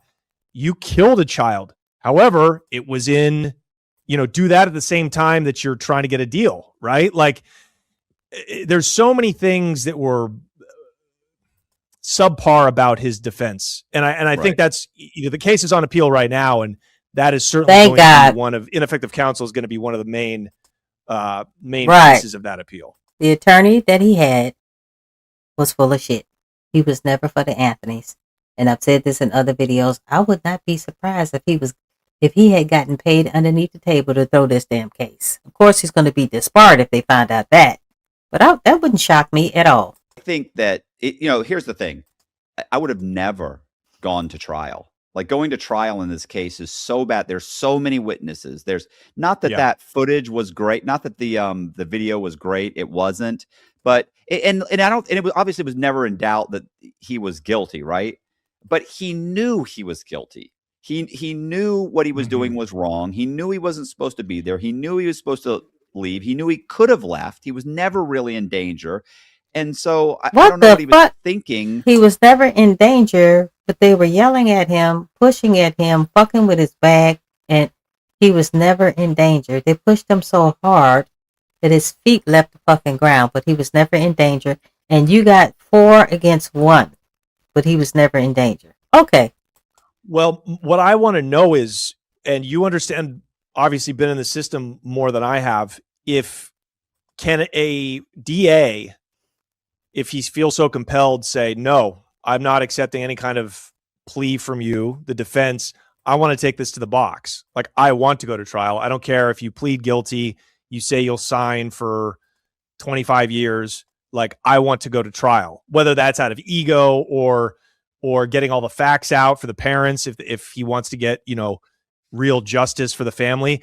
Or does that ever happen? Like the defense? I mean, I don't think it. Okay, I'm not saying they can't say no. We're going to go to trial no matter what.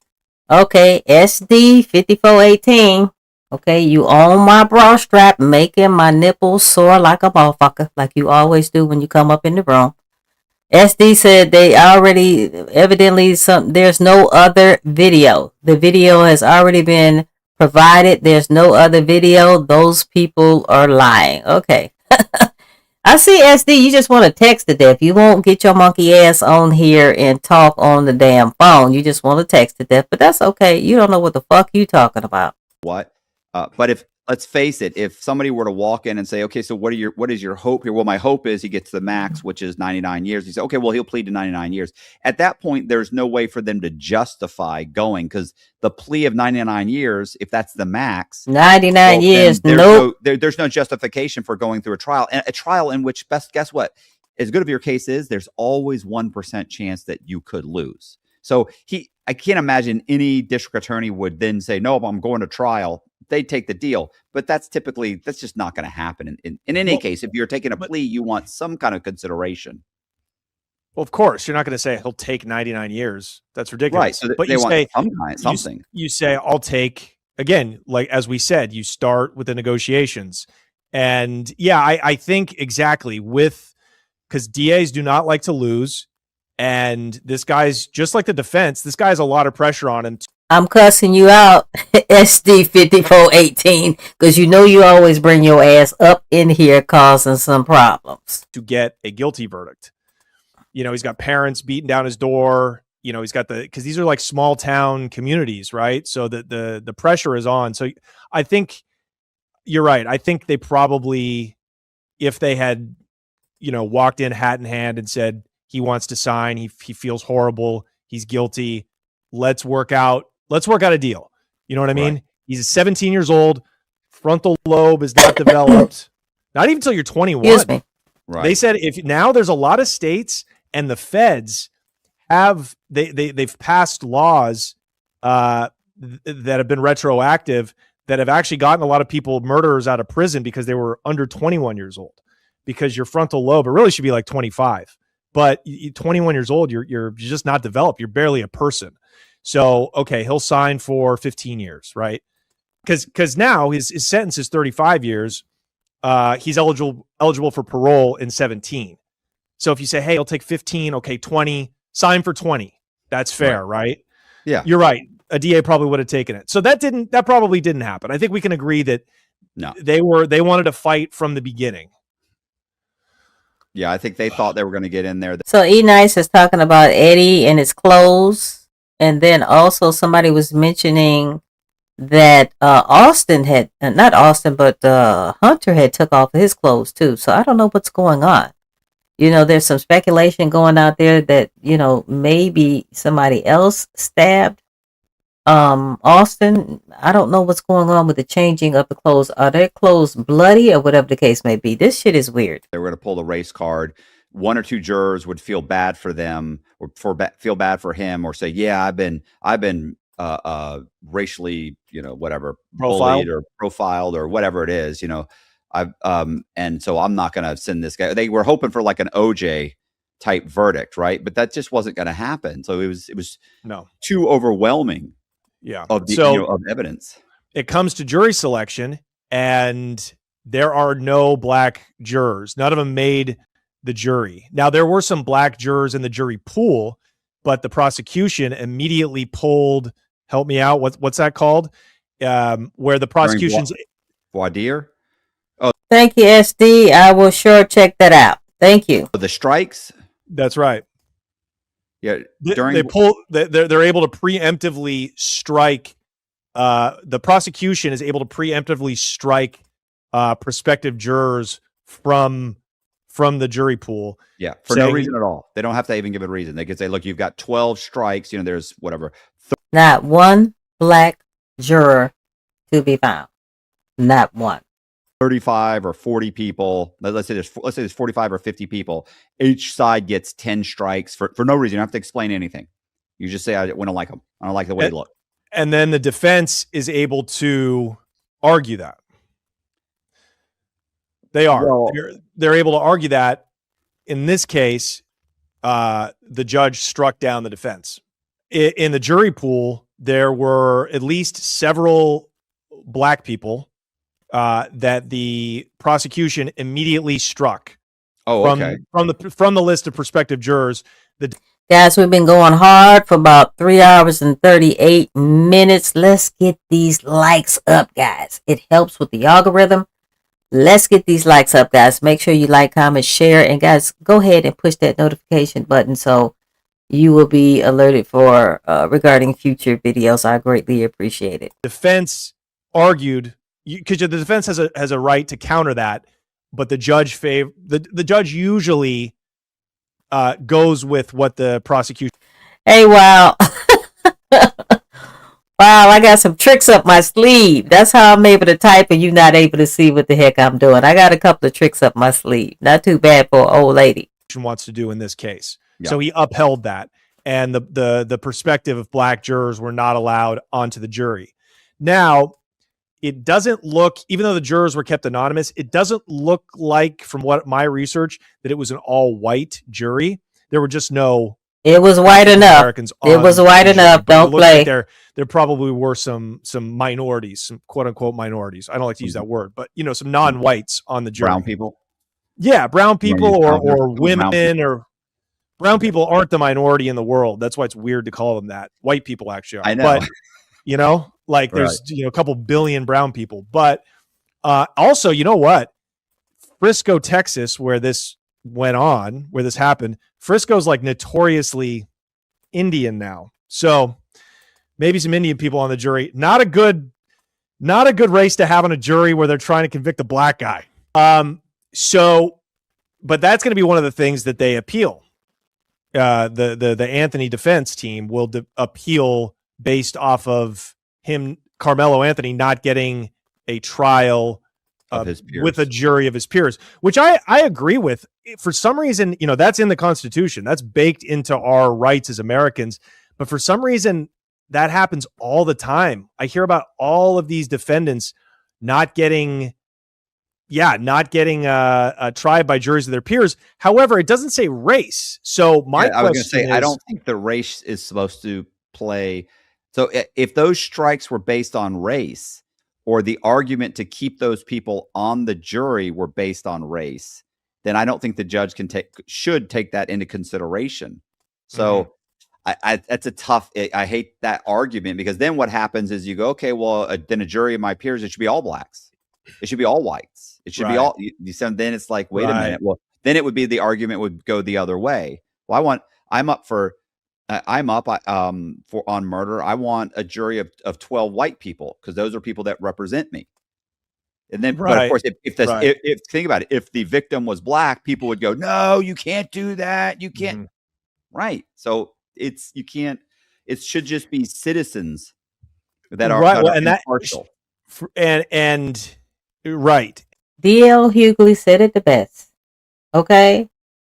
When they wanted to find somebody to play for their black basketball teams, guess what? They found those black people. But all of a sudden, you cannot find that one black juror to sit for this particular case? Are you freaking kidding me? You had a bunch of school teachers. Some were African American. And you said, no, you did not want them for this, that, and the third, whatever the crazy ass you thought they would be too sensitive regarding this particular situation. You had a lot of damn excuses why not one black person could be on that juror. And here we are today. You're wondering why black people still have a lot of questions about what the fuck is going on with this particular case. And what do you do for a 17-year-old? You can't even serve on the jury when you're 17. So it's not going to be. It's one of the most imperfect parts of the legal system is that angle, that like finding a fair jury, even though I definitely believe in citizens deciding a person's guilt over some fucking one judge who's got a million biases, right? But yeah, like you can't serve on a jury until you're 18, and I don't know what you do about that. I really don't. I mean, maybe people from the school, teachers, people that are around, not his school, but like, administrators, coaches, fuck, I don't know. It's tough. It's almost like I feel like there should be professional jurors. True that. That's what a lot of people say. That's what a lot of people say. Totally. The problem, though, is that when you have professional jurors, now you open up more opportunity for corruption, in my opinion. On the prosecution, the state, to prove beyond a doubt. Right. So again, like not having, I think a reasonable person would see doubt if he really went up there and was like, hey, look, I mean, we don't know. fucking conjecture at this point because we don't know anything about his family. Maybe his father, his uncle, maybe they were beat up by whites, right? In the old days when that happened a lot in Texas, right? So Michelle said Metcalf, I believe she's talking about Jeff Metcalf. Evidently he was tampering with the witnesses while they were actually in the courtroom giving, their synopsis of what happened. Evidently they said Jeff Metcalf was in the back nodding yes or no when these teenagers would get up there and testify. Okay. And allegedly by coinkydink, the judge did not notice any of this happening. Evidently there was somebody in the courtroom who actually witnessed Jeff Metcalf tampering with the witnesses. And guys, they're teenagers. They still have to live in the same neighborhood with Jeff Metcalf's monkey ass, and they still have to go to school with Hunter. Okay? But believe me, Hunter, his bullying has probably declined after the unaliving of his stupid ass brother. I am sure that that's what's going on. These kids are afraid of them. They were afraid of them. 6'1", 220 pounds apiece. They were afraid of them. But guys, he's going to get a retrial. He is. The fact that they didn't have not one black juror, the fact that they didn't have any cameras in that damn courtroom, the fact that there's a great possibility that Jeff Metcalf might have known the judge before all of this went down, the fact that the mother is on, see, they don't know when to keep their damn mouth shut. The mother's on social media saying that there was a great possibility that she knew that her sons were freaking bullies. Okay? He's going to get a retrial. It's just a matter of time. Maybe he's been threatened before by kids at his school. Maybe he's picked on. Maybe he's bullied. Maybe that's where I was going to go. I would have won, even though I don't believe this had anything to do with race. That doesn't matter. That's irrelevant. That would have been my only card to play because this is a clear case of this guy stabbed this kid, he murdered him. So to me, if I'm trying to get off my client, So SD 5418, guys, I love him to death, but he likes to get on here and try to, push my motherfucking buttons, and it's not going to work. Okay, you scared to get on the mic? Get on the mic. Stop texting me to death. Shit, get on the mic. SD 5418. You texting the shit out of me. Come on now. If you got something to say, get your ass on the mic. Stop texting me to death. Shit. I probably would have definitely played up, racial tensions. I would have talked about race. I would have placed a psychiatrist on the stand that would have said something about how black men are persecuted and how they're targeted. And then I would have put him on the stand and I would have had him say, listen, I've always been scared of white people. I've always, you don't understand what it's like to be a black guy in my school.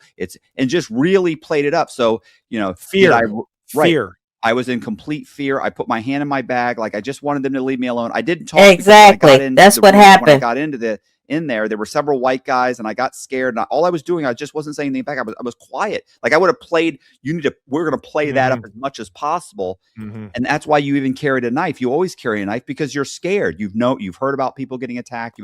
Because that's really was his only shot. Yeah. Because there's nothing else. And this is, but again, that would have been, can you imagine if he had beat the case? And Michelle brought up a good point. Evidently, the Metcalf father, Jeff Metcalf, had a cookout for all of the damn witnesses. Okay? What the fuck is that all about? Oh, man. He would have walked. The kid didn't deserve to walk, certainly. No reasonable, even though I'm a defense attorney, I don't care what he deserves. I'm trying to get him off. Understood. No, 100% understood.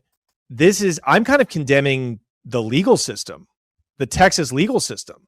There's like we just described either a cold-blooded murderer, which he's or not, a stupid, scared kid. We left no room for manslaughter in the middle. You know what I mean? He wasn't stupid, but he was scared.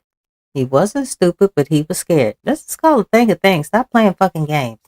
Yeah. Because even him reaching into his, the prosecutor could say, well, why did you threaten them? Witnesses say that you went into your bag and you touched your knife and you said, don't touch me again. That's still a mistake. That's still a split. It wasn't even again. It was, if you touch me, he hadn't done anything yet. He just told me, get out of here. I'm gonna beat your ass. Understood. But he could still, there's still an argument for the fear right of that was going through his body, right? So, it's tough because as a defense lawyer, you want to get him off, and the way you do that is by drumming up. SD 5418, you're the only one who says that the bag was not snatched. You're the only one. He's a fucking goofball, guys. He likes to get up here, and I don't even know if it's a he. Okay, I'm just assuming. Anyway, he or she, whoever the case may be, you're the only one who sat up here and said that the bag was not snatched. Come on, stop playing games up in here. You ain't got shit else better to do. Come on now. The fear and the regret and just the stupidity of this kid. But as a citizen, you want there to be justice. Now, personally, I think 35 is a little harsh because it is harsh for his age. Texas prisons are no punk. Yeah. So Well, I don't think I really fucked up. I only think the 35 is acceptable because he does have the chance of parole. And I think that this kid's going to get to prison, and I think he's going to behave. I don't think, with the exception of this one thing, I think in that environment he will behave. The problem he's going to get out. Stop playing. He's going to a Texas prison as a murderer. He's a young man. He's going to probably end up in a pen. And listen, let's face it. He's not a tough guy. He's not. No, he's not a tough guy. Like God knows what's going to happen to him. Like the 35 years is one thing. What he's about to go through. If you think, oh, well, the 35 years is light. Okay, well, keep in mind what he's about to go through too. It's going to be rough. I mean, he may end up getting another charge. He may end up being somebody's boyfriend or girlfriend. He's going to get and let me tell you, we've had a lot of people on because I'm based here in Austin. We've had a lot of people on that have done some insane Texas prison time. All of that goes on. It's like a different world, like prison bitch stuff that you would hear about from prisons. And in that's sad because he didn't deserve that. Texas. He's already Carmelo has already put in a cop out saying that he's been sexually touched by another inmate. He put in a complaint. That's already and how the hell you think that he copped out? I don't get it. He's a small frame man. Okay. It's all kind of shit is going to happen to him if he does stay up in there for 35 motherfucking years for no damn reason. Okay, he is a small frame man. But trust and believe he's going to get a retrial, and y'all going to be mad at a motherfucker. Y'all going to be mad at a motherfucker when he gets off. Trust and believe. This is my belief. I believe he is going to get off. That's only going to get worse when he gets to an actual pen. And think about it. They know his family has some money from the public. These wolves, gangs, Bloods, Crips, Vice Lords. It's not like they're just going to bring him in because he's a black guy. Like they're going to use him. Right. So he's going to catch some tickets at minimum for, passing balloons or carrying knives. Right. Sorry. Did you see anything where his family did that? Were they okay with the verdict? I believe they were okay with the verdict. His mom, I haven't seen any interviews with her. I did see a video on Twitter that somebody dug up. I don't know. It's almost hard to believe, but it was a video of Austin and his mother saying running their mouths, racist shit. That's what they do. And I think somebody had got a hold of it and was trying. No, it wasn't Austin. Austin was already dead at this point. Oh God, I don't want to speak out of turn because the comments get very angry when we haven't done our proper research. But it did not look like she was an enlightened lady. Let's put it like that. But she's racist, just like the daddy was. He did seem like an evolved, reasonable person. What? He said, how the fuck is he reasonable? He's going to sit up there the second the gag order was taken off his monkey ass. You ain't had shit else to say but call Karmelo Anthony a watermelon felon. That's the first thing that came out of your damn mouth. Come on now, how is this motherfucker reasonable? That's why when you try to come to the little prayer vigil that the Anthonys had, they kicked your monkey ass out because they could feel the vibes coming off of your racist ass. He did seem okay with the sentence. I think he felt like justice was served. What really upset him was the fact that the Anthony family did not even stick around for the sentencing. They all got up and walked out after the guilty verdict. Okay, what the fuck? Yeah, that. What did you? They were probably distraught. That's why they got up and left. They probably saw that their son was being railroaded. That's probably why they fucking got up. And you know what he said? You know what the Mr. Metcalf said? What did he say? Left, talking about Karmelo Anthony, they left that poor kid up there alone. The same poor kid that you called watermelon felon. That same kid or another kid? Come on now. So he felt to me that tells me that he felt he ain't sorry felt for shit. His son's murder. No, he as didn't. He should have. Yeah, so I don't think I don't think that they care about that kid at all. They haven't. Where so you getting far, that they haven't from? shown any compassion. Stop lying. It's like they're looking at this as a money grab. That's it. So I don't think they care about that kid at all. The mother is distraught. His mother is distraught every time she gets on national television. She's distraught. Don't tell me that the parents don't give a shit about that boy. His parents. No, yeah, I don't think his parents care about him. Oh, shut they the didn't fuck give him the up. right attorney. They're blowing through the money. Come on, like it's. You got it wrong. I don't see them giving a crap about that kid. Which they love that boy. Stop playing. If that lends any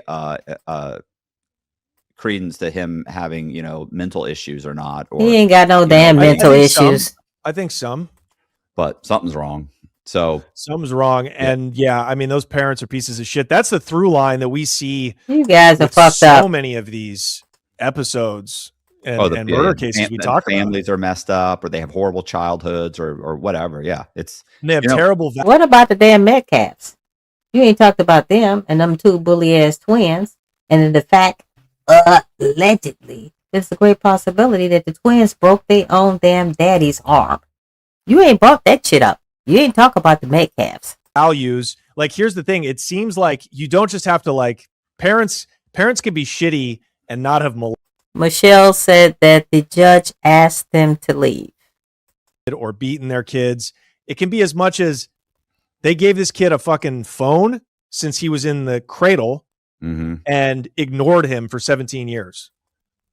Where you get that shit from? That's as abusive almost as you pulling shit out your ass right up there with SD 5418. You are pulling some shit out your ass. Ain't nobody ever heard of this shit but you.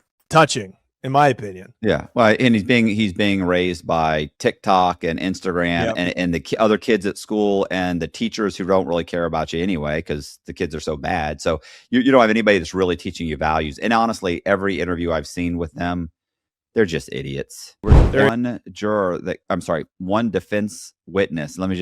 This is how bad the lawyer was. The defense.